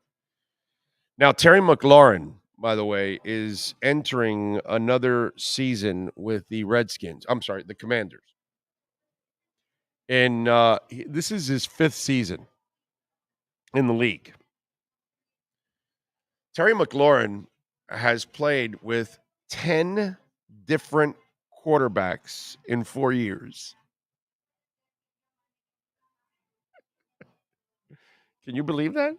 10 different quarterbacks in 4 years. Case Keenum, Dwayne Haskins, Colt McCoy, Alex Smith, Kyle Allen, Taylor Heineke, Garrett Gilbert, Ryan Fitzpatrick, Carson Wentz, and Sam Howell. 10 different quarterbacks. You want to know how good this guy is? Okay. The Pro Bowler is coming off 3 consecutive 1,000-yard seasons, catching passes from 10 different quarterbacks, which is the most of any player in the league.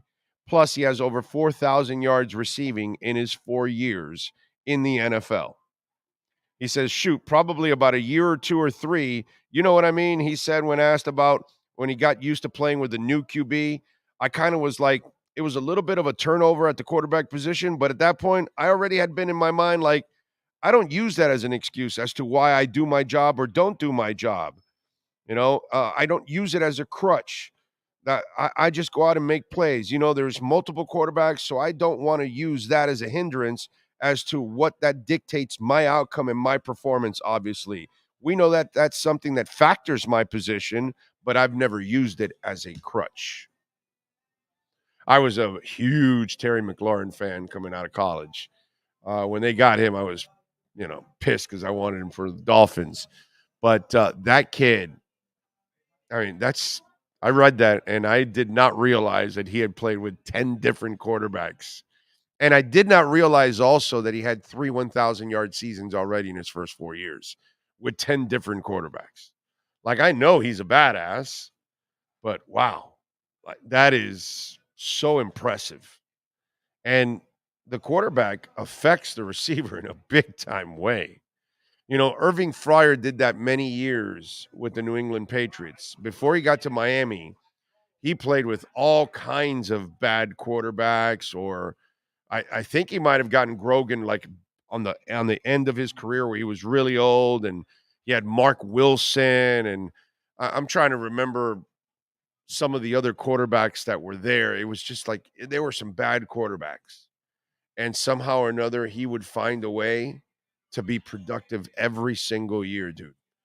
And then when he got here to Miami, obviously he kicked ass with Danny, and then the moron that is Jimmy Johnson traded him to Philadelphia, who then he had 2 Pro Bowl seasons towards the end of his career with Philadelphia, right after he left with Miami. And he, McLaurin reminds me of that position that the quarterback, that the receiver was in for Miami when he was in the Patriots, and Irving Fryer never had good quarterbacks. It's just one of those things for him, and yet he was productive every single year. And there's been guys like that at times, in the NFL, that they unfortunately did not play with a great quarterback. Andre Johnson never got to play with a great quarterback. Still put up some pretty good numbers, but can you imagine Andre Johnson's numbers with a real quarterback? Oh my God, it would have been crazy. He would have been. See, Andre Johnson's the guy you don't talk about as one of the best receivers of all time. I will talk about him. You'll talk about him because you're a UM fan and you saw him, but it wasn't his fault that he landed in Houston, and he was in an era where Matt Schaub and company were just mediocre.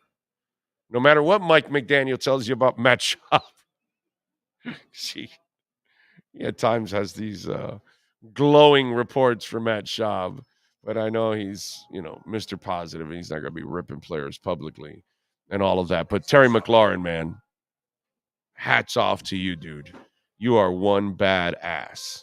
Okay. Total badass. La Spada gets so much free press on this show. So good. It is so good. You don't have to. I mean, listen, if you're a sponsor that, obviously if I don't believe in you, you're not going to be a sponsor. You know what I'm saying? But if I think your product is good, I'm going to say it, bro. And even if you're not a sponsor, it is what it is. Would love for La Spada to be a sponsor of this show. I'm a huge La Spada guy, but what are you going to do? Tommy Bolin, great guitarist today, R.I.P. Okay, who's Tommy Bolin for? Look it up for me. Bolin, he puts. I'm trying to think of who Tommy Bolin is. Oh, worst song. We built this city or we didn't start the fire. But equally, I can't stand them both. I love Jefferson Starship or Airplane. I can't listen to We Built This City. And I love Billy Joel. And I can't listen to We Didn't Start the Fire. I hate them equally. I can't stand those songs. Yes, sir. He's an American guitarist and Or? songwriter who played with Zephyr, the James Gang, and Deep Purple. Oh, okay. He died December 4th, 1976 in Miami, Florida. Wow, and he died here. Wow, okay. All right. No wonder I didn't know who the hell he is. All right. R.I.P. Tommy Bolin. Did you see Carly Lloyd rip into the women's performance and how they were dancing and smiling about the tie? What were they, Canes players under Manny Diaz? Subway cookies are fire. Nah. You need to go to Jimmy John's. Okay? All right? Yeah. You need to go to Jimmy John's and try their cookies. Is it Jimmy John's? Do I get it confused? Huh? The oatmeal cookies that are just absolutely badass. Oh, the oatmeal cookies are so good. I can eat those things like it's going out of style. In fact, on my way home, I need to stop by and buy a couple cookies and stash them in the freezer. Let's see. Terry McLaurin's career is going the way of Andre Johnson. Yeah. Yes. Yes. You are correct. Finn Nation 216 watching, only 26 likes. Really? Only 26 likes? Nah. It's got to be more. It's got to be more. 106. 106. Still, there's 198 watching here. Let's pick it up. Jerry Rice never makes it to the Hall of Fame without Montana and Young. Wide receivers is 100% reliant on. Well, no, Andre Johnson should be a Hall of Famer. Oh, it's Jersey Mike's. That's right. Jersey Mike's. I knew it wasn't. I knew I said Jimmy John's. I'm like, Jersey Mike's. That's where I always go and I get my oatmeal cookies. Oh, my God. Jersey Mike's. Yes, yes.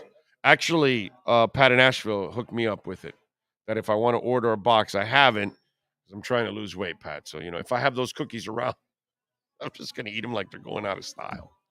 Hey, Pat, send it to me. I'm waiting. I'm looking to gain I can some send weight. you the link. You gave me the link. Give me the link. I can definitely order. You can have the link. Jane, you're playing a game called Cat and Mouse. There you go. There you go. Big O, I can make cookies that are delicious and will knock you on your arse. Well, then what are you waiting for, bro? You live here, Brett? Do you live in South Florida? Because we have appearances every week in South Florida. So bring them cookies. Now, can I drive home after I have those cookies? What are you spiking those cookies with? I don't want to end up in a Barry Jackson article. Yeah, that's right, Slater. It'll be Slater. It'll be a Slater X post. Oh, man, you guys are a trip. Anyway. By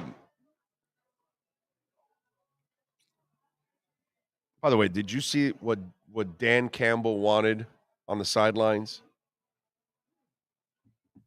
He wanted a live lion on the sidelines. I heard about it. That was last Yeah. year, right? I heard about it. I thought it was. And so they wrote the story about it again. And that, because they asked him about it. And he goes, well, they didn't want to go with it, But in the article, they mentioned how there are a couple of other places that have a couple of mascots, right? And so why not let them have a lion there? Now, see, here's my thing. What I would do if I'm the Lions, okay, you can't really have a lion in a cage. PETA and all those people would just Like nowadays, you remember back with the Dolphins had a dolphin actually with a pool in the end. There's no way you could get away with that now because they would have your ass for something like that. Plus, it is kind of cruel to the animal to be just limited like that. So what you have to do is, have you been to Vegas? And did you go to? The MGM has a? Okay, I got to take you the next time. The MGM has a lair of lions. So it's like this big ass glass lair that has rocks and caves and water. Right. It's yeah, it's like their own. It's a luxury box of lions, exactly. And there's like 4 or 5 of them that are just hanging out and having some fun and all that. That's what the lions should do. You can't have it in a cage around the sidelines, but make a ginormous display. You got the money, bro. You're an NFL team. You put a couple of lions in there, and that's it. It'll become the thing. That's all. And then he can have his team meetings in front of the lions and with the team. And they should have it pacing back and forth underneath the bleachers, like make it somehow to where the lion can roam. The lion is walking up and down the lion's sideline behind him, of course, not like in the field area, but right there. Wow. I like it. You never know. Dan Campbell could be yelling and the lion roaring right behind him. I like it. I think we can make this work. Yeah. Well, the Broncos have a horse. The Seahawks have a live hawk. So why can't we have a live lion? And I got to and listen, if those of you that follow this show, religiously, you know that I did not buy into Dan Campbell as a head coach. I still have to see him do it again this year because the second year is the one that proves it. But I got to tell you something. I hope I'm wrong like I was last year. I hope Dan Campbell comes back and has another great season because he's good for football. That's the most important part about it. He's good for football. He's fun. He's colorful. And you need that. There's a lot of boring coaches. We have to put up with Belichick and his monotone sound and boring-ass lines and no enthusiasm. Give me a Dan Campbell every once in a while. Listen, I'm not big on the rah-rah coaches. I've talked about this before. Mike Tice and the Ray Rhodes and all. That stuff does not last ever. And that's what I thought Dan Campbell is. Maybe he still is. I don't know. We'll see. This year will prove it. If he follows up this good season that he just had with same or even better, then you know that, okay, he's the real deal. Because the rah-rah stuff, it goes dry. Eventually, you got to teach them how to win. You got to show them that you know more than the other coaches most of the time, all that kind of stuff. You got to show them that they have an advantage. Or if not, you lose that locker room. And, reading that story, how he wanted the Lions 2 years ago, and that all of a sudden now, he's asking Sheila Ford and all that, and she was on board with the idea, but somehow or another, the commissioner in the league hasn't been, accepting of it. You know what I'm saying? So just kind of funny, but I definitely find myself rooting for Dan Campbell to succeed. And a lion? Come on, man. Let's go. Build a lion's lair. That's what you got to do. Build a lion's lair like they have in MGM. And instead of like a turnover chain, when somebody commits a turnover, throw them to the lions. Throw to the lions. That's it. I like that. Peter, people can't complain. Nope. We're feeding the lions. Getting fed. They're getting fed. There we go. Big lineman get in there. Yeah, you build like a mini coliseum. Right next to the stadium. And so when you screw up, when the game's over, everybody over to the Coliseum, we're feeding the lions. I like it. I'm all in. Hurricanes got a couple of players on some watch lists, believe it or not. Wow. Cam Kitchens on the Bronco Nagurski Trophy watch list. Oh, he's a badass. And Javion Cohen, which I believe is the Alabama transfer. He's on the Outland Trophy watch list. I got to see him play, but I know the other dude's a badass. I like that guy. He can play. And also Nathaniel Hackett had talked to media today. Poor guy. And? They asked him about the Sean Payton thing, and he just said... He took the high road, I bet. There's a coach's code. He broke it. He's dead to me. Yeah. No, he didn't say that. He didn't say he's dead to me. He honestly said, I've never spoken to Sean Payton one time, ever. Like he's never had any type of thing. And he just interaction. And he's like, eh. And he said he did say he's glad it came out now before they had to play on the 5th. So it's not game 5, week 5. They play the Jets and the Broncos. So he's like, I'm glad it came out now so that's not the leading up. But I can tell you right now, It'll be brought up the entire I'm telling week. you right now, that score might end up being like 53 to. If they can do it, they can do it. They're gonna run it up. And if Aaron Rodgers is not gonna let up, he's ruthless. He doesn't care. Hackett's gonna send in a running play. He's gonna say, "Screw that! I'm throwing a 50-yarder right now." Okay. You got to admit, okay, you kind of want Nathaniel Hackett to kick Sean Payton's ass by 40. Most of us don't because, we're talking about the Jets, so we don't want him to win one game. You know what I mean? But, yeah, okay. That'd be their one win. 1-16. 1-16 this year. I'm good. But damn it, they score 50-something points. I like it. The Jets beat the Broncos 100-2. And that's the only game they win all year, 1-16. I'm good. They get the 2 because Aaron Rodgers runs out of the end zone at the end of the game. He Orlovsky's it. Yeah. He runs out and then runs into the locker rooms and just leaves. That's how the game ends. There's like 2 seconds left. They're on the 2-yard line. Snaps the ball. He runs right out of the end zone, right into the locker room, right to the podium. All right, guys, what do you got for me? That's what's going to happen in that game. Wait, Big O has a Vivek hat. What about the no politicians thing? I don't hate the guy. Just saying that's a change. I don't understand what that means. No politician thing. What does that mean?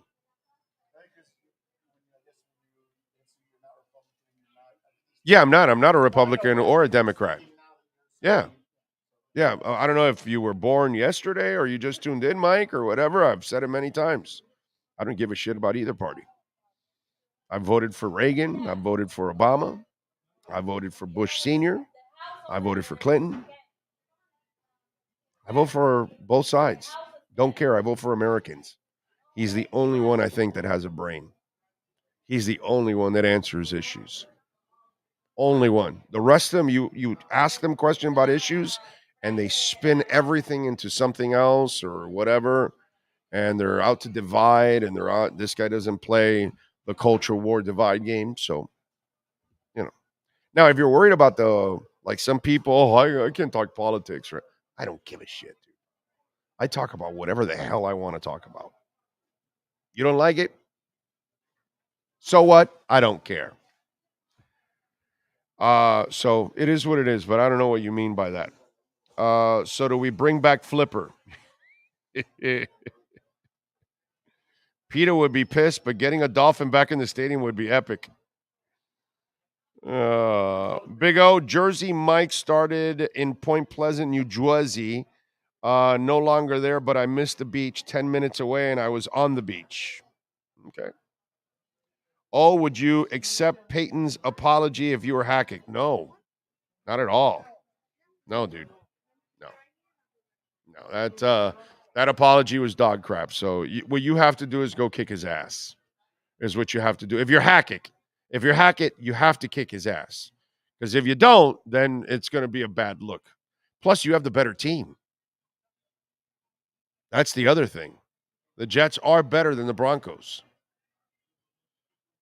So it's going to be a really bad look for Hackett if he loses that game.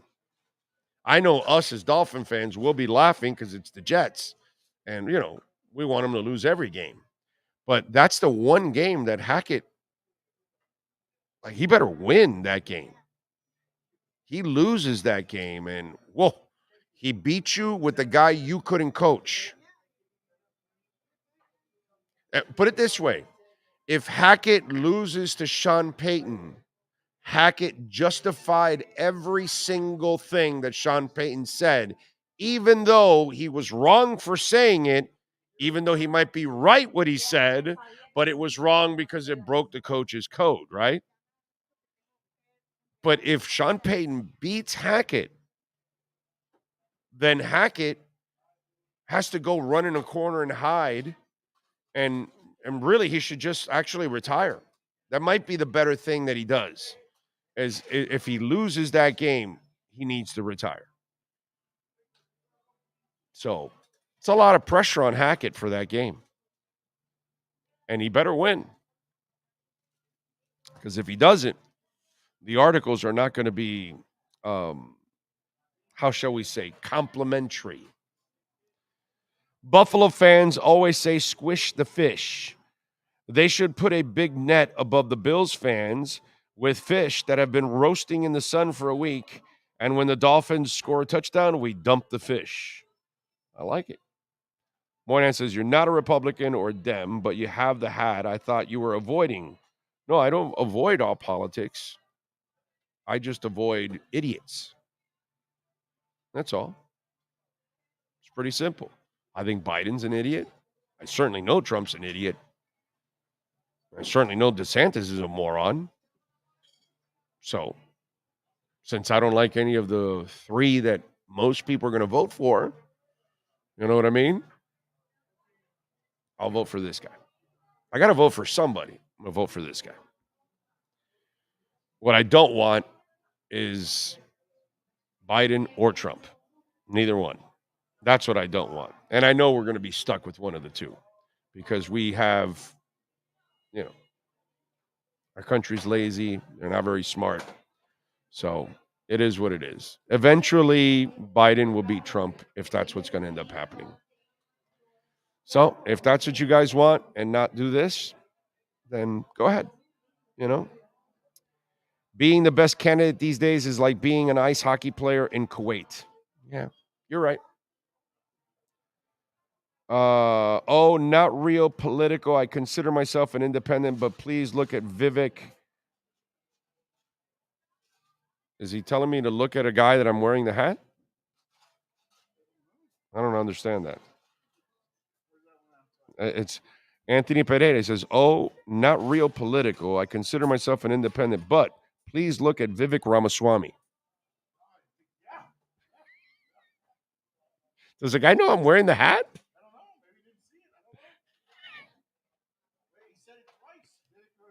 No, I know he wanted to make sure he spelled it right and everything and all that, but does he realize that?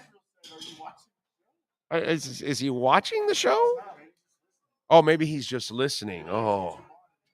Well, you know what you can do if you have YouTube, like, what is it? YouTube Prime or Super or Extra or whatever the hell it's called, that you can actually minimize it and then you're still listening to the audio. So that might be what Anthony is doing. So we'll give him a break, I guess. It's just kind of fun. Hey, you should check out Vivek Ramaswamy. It's like, okay, you don't listen to the show a lot because I've been talking about him now for the last couple of weeks. What? What do you got? We have news on the Marlins front. I thought you were going to tell me Ramaswamy got arrested. No, but I had to look up. Yeah, breaking news. Breaking news. Vivek Ramaswamy caught with 800 pounds of cocaine to feed his political campaign. Yeah, I honestly thought, thanks to people buying hats. All right, what did the Marlins do? They sold. Craig Mish is reporting. And I had to double check to make sure his name was right because I swear this sounds like the guy from Major League, which I know Craig Mish wouldn't do that. But no, the Mishmeister is the best. They are acquiring Jake Berger from the Chicago White Sox. Per sources, he is a third baseman. He's hitting .214 with 25 home runs and 52 RBIs. Boy, they really know how to spend. When I saw Jake Berger, I thought that was the Jake from Major League. I thought it was a joke by Mish, honestly. But I have the Marianne Williamson is very interesting too. By the way, I checked her out, and again, compared to Trump and Biden, oh my God, she's way more normal than those idiots. But yeah, Marianne J, that's a good one. That's another one that looks like she actually might be like a normal human being. Like Vivek. So, yeah. It just sounds like you're wearing a Vivek cap. Yeah, it sounds like it. Exactly. It doesn't look like it. So, Jack Hamburger right? Because that's what we got to call him now, Hamburger, right? Jake Hamburger. Okay, so we acquired a hamburger. At least us fat guys are happy. See, Dude 67 has it right. He's voting for Keith Richards. Now that would be a great president right there. Drugs for everyone. Would love it. Holy crap, didn't realize you had the hat on. I was multitasking. That is awesome.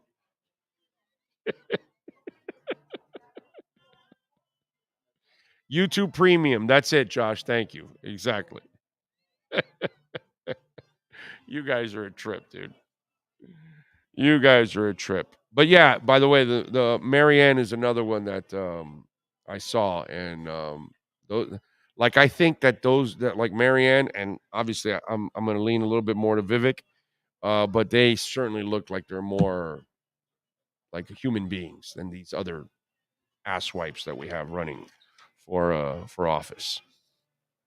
What else do we have? How about, by the way, how cool is it that the Yankees and the Mets are like in the crapper? How much money is like there's close to $600 million being spent with taxes and everything between those two clubs.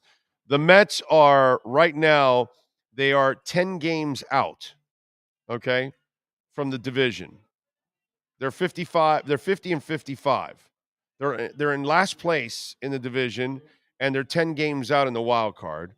On the Yanks side, they're 3.5 games out of the wild card. They got 3 teams in front of them. They are 55 and 51. They did just get back Judge, but they've been an amazing disappointment also this year. And it's so wacky to see the amount of money that you can spend and still not get it right. That baseball is a funny game, dude. And in New York City right now, that they got to deal with the Mets and the Yankees sucking, and the Mets, my God, they are sellers now.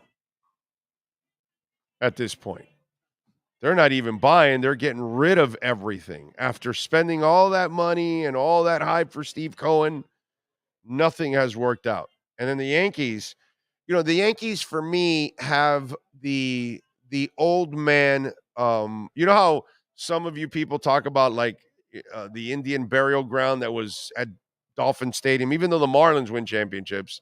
But some of you just bring that up. Oh, the Marlins, Dolphins are cursed. No, they're not. It's just they haven't played well and they haven't put it together. Whatever. But it's not like it's bad luck. Well, what about this, bro? This since George passed away, they can't get it right. And their last championship, which I believe was 2009, can you look it up for me? The Yankees, the old man was on his deathbed at that time. I want to say he passed away a little bit after that last championship. And the Suns, they're just not. 2009, right? Yeah. 2009. They've only won a championship just 6 more years since the Marlins won their last one. Think about all the money that the Yankees have spent since 2009, and they can't win it. It's pretty embarrassing. Okay? It's pretty embarrassing. But I think it's the old man, because George did everything he had to do to win every single time. And I'm not a Yankee fan. I'm not a Yankee believer. I'm not anything like that. I'm just objective and fair. The rules are you can go over the cap and pay the tax. If that's the rule and they want to do that, God bless you, bro. If the Cubs want to do it, the Astros want to do it, the Mets want to do it, the Dodgers, San Fran wants to do it, whatever. God bless you. Go for it. Those are the rules.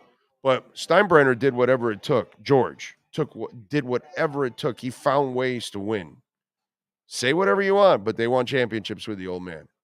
And since that, the Suns aren't willing to go as far. They're not as fanatical into winning. I think they're more about the bottom line than the old man ever was.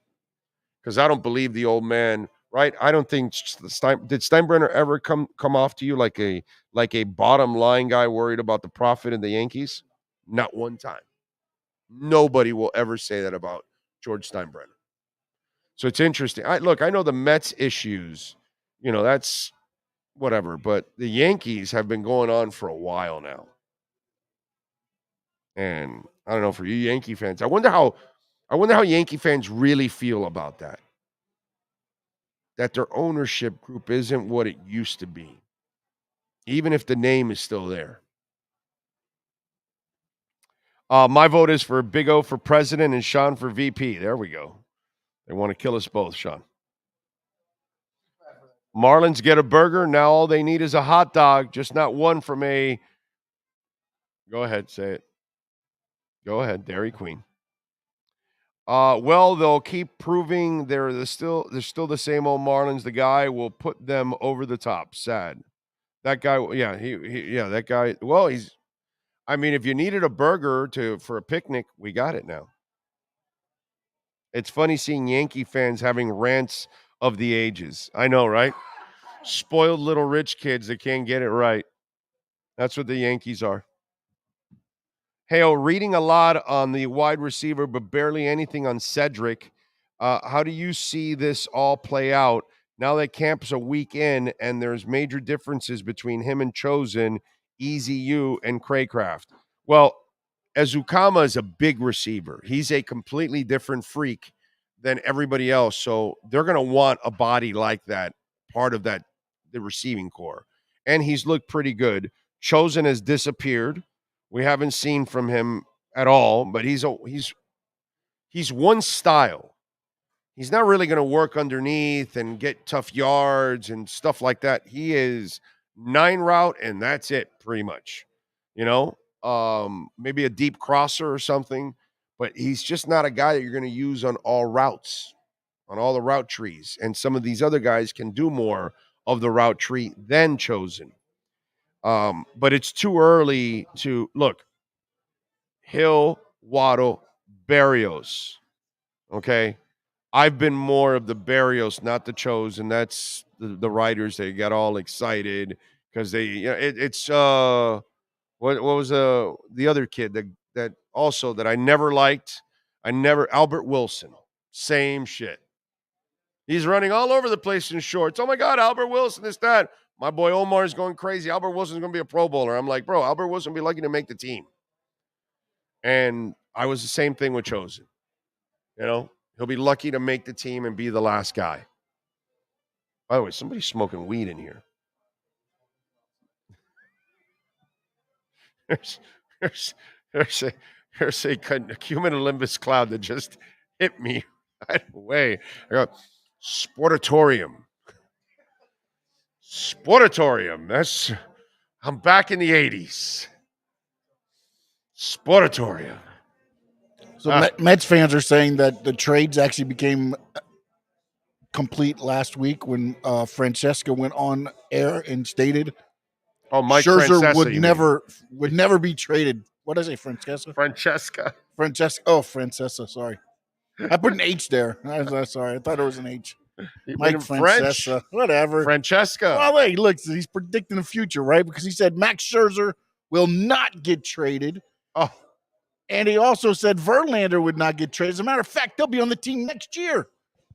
So Mets fans said, all right, they're going to trade him. He basically did a Jim Cramer. Yeah, they knew. From CNBC or whatever, that idiot. Oh, yeah, no, you gotta go with this bank. And the bank folds the next day. Oh, no, yeah, this company can't miss. And the stock plummets. Like, oh, yeah, no, sell all your Bitcoin. Bitcoin shoots up $10,000. Jim Cramer's like that, too. Same thing. Let's see what else. Yankees, Mets don't develop players. They both overpay for old players. The Mets they got on a little roll where they developed a couple pitchers. It just never really worked out, but they got some pitchers coming through their farm system at one point. That was pretty awesome. Yeah. Oh, one of the Steinbrenner brothers. Yes, he did. You are right. Was it Hank? I think. Yes, I know one of them. But neither one has done well, is what I'm saying. It doesn't matter. After George, the Steinbrenner family has just not done well handling the team. So, yeah. No, I remember that one of them did pass away. Yes, sir. What were you going to say? You got some breaking news here? Or? Some new across the wire. Not breaking news, but the Mets are paying 35 million on Verlander for this year and next year, then half of the 35 million in 2025 if the option triggers. Wow. So the Mets are still basically. So the Astros are picking him for free. Wow. I don't know how much he was owed, but yeah, it looks. Wow, that's bad. Ramaswamy yard signs are going to cost the campaign a fortune.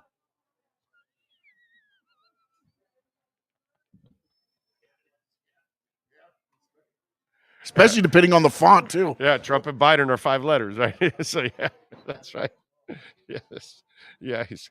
It's got to be Vamos Vivek, and that's it. Just put it up there. Marty Schottenheimer. If you watch that AFL thing, right? There's a part where they're interviewing Marty Schottenheimer. He goes, teammates used to walk up to me and say, Marty, man, you're a big thing in this league.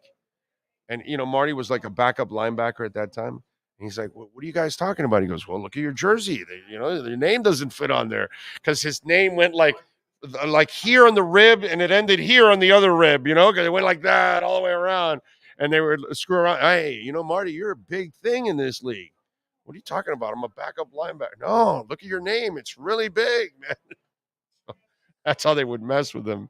So yeah, those signs are going to cost them quite a bit. You are correct. Oh my God. Remember, if you want to win a pair of tickets to go to the scrimmage, let me make sure I got it right, Pat, because if I don't, let me go to your text.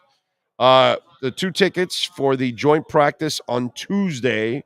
We have a pair of tickets. We're giving them away.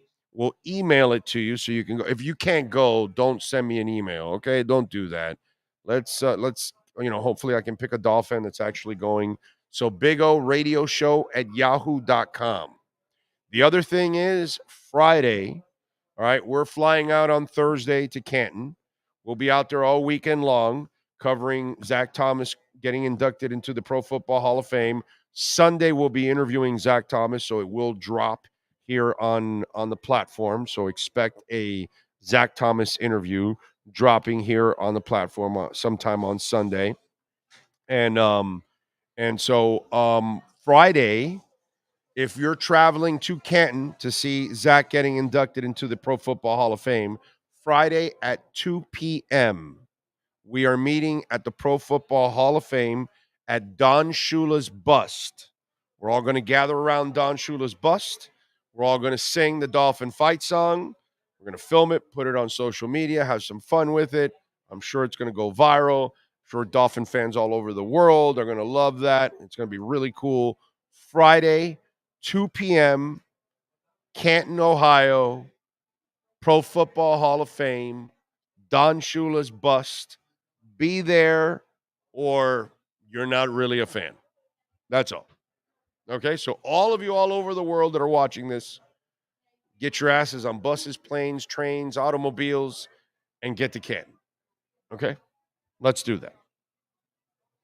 Experienced my first secondhand high at the Sportatorium. Well, only once? You only went once?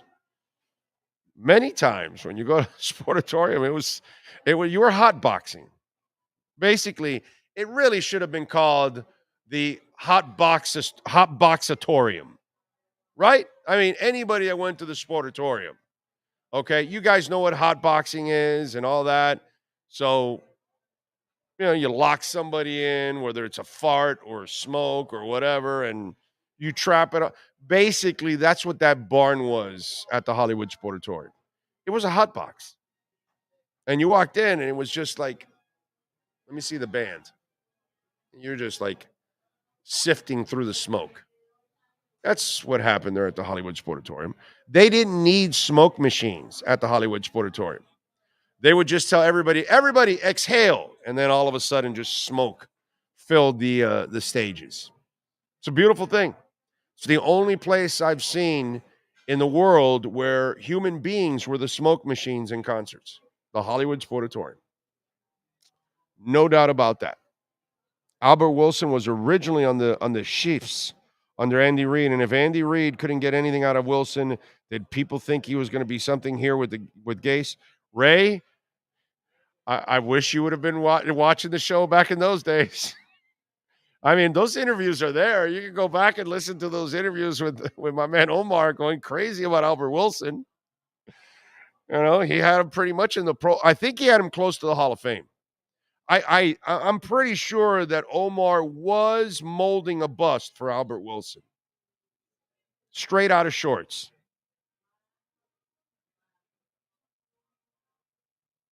Pat says, I can joke. My last name is longer than Vivek's. Hey, Alzigari is just as bad as Ramaswamy. So, you know, it is. Do you hyphenate the in Asheville, Pat?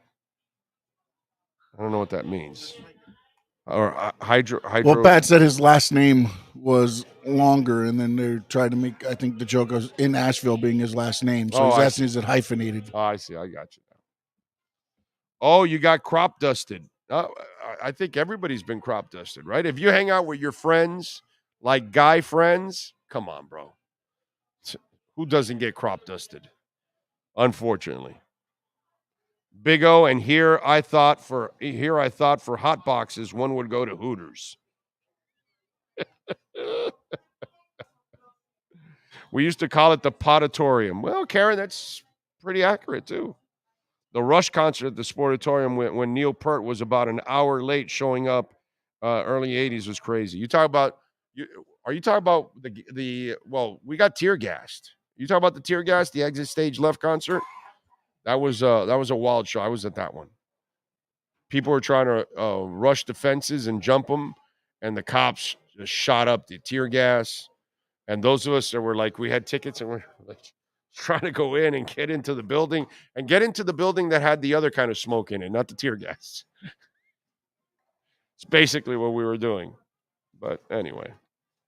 All right, we are out of here. We thank, of course, the great Sean Stanley, the man that masters this entire platform, Cameron Wolfe and Manny Navarro, always getting it done. Tomorrow, we are normal show, right? Morning show tomorrow because the Dolphins are off. So I am not at camp tomorrow. So tomorrow it'll be 10 a.m. like always, back with our regular. And then on Thursday, we are probably going to do a very short show because we fly in the afternoon, right? On Thursday, right? 2:00 or something like that, right? So Thursday it'll be a really early show, but it'll be a short show early in the morning. Around 8:00, I think I'm going to go live on Thursday because after we travel and all that stuff, I probably won't do anything later on in the evening. Maybe a short or something like that from somewhere or something. But outside of that, probably do it early. But tomorrow shows back normal time, 10 a.m. No Dolphins camp for us. Appreciate all of you out there. If I didn't even check to see if anybody sent me a Cash App or Venmo at Cash Big O Show. That is Cash Big O Show, which you can send at any time you're listening to the podcast. Nope. No Cash Apps or Venmos, Cash Big O Show. No Super Chats today, too. Wow. No kind of love there in that area. All right. So there we go. We will see you tomorrow morning. Same time, same place, same bat channel.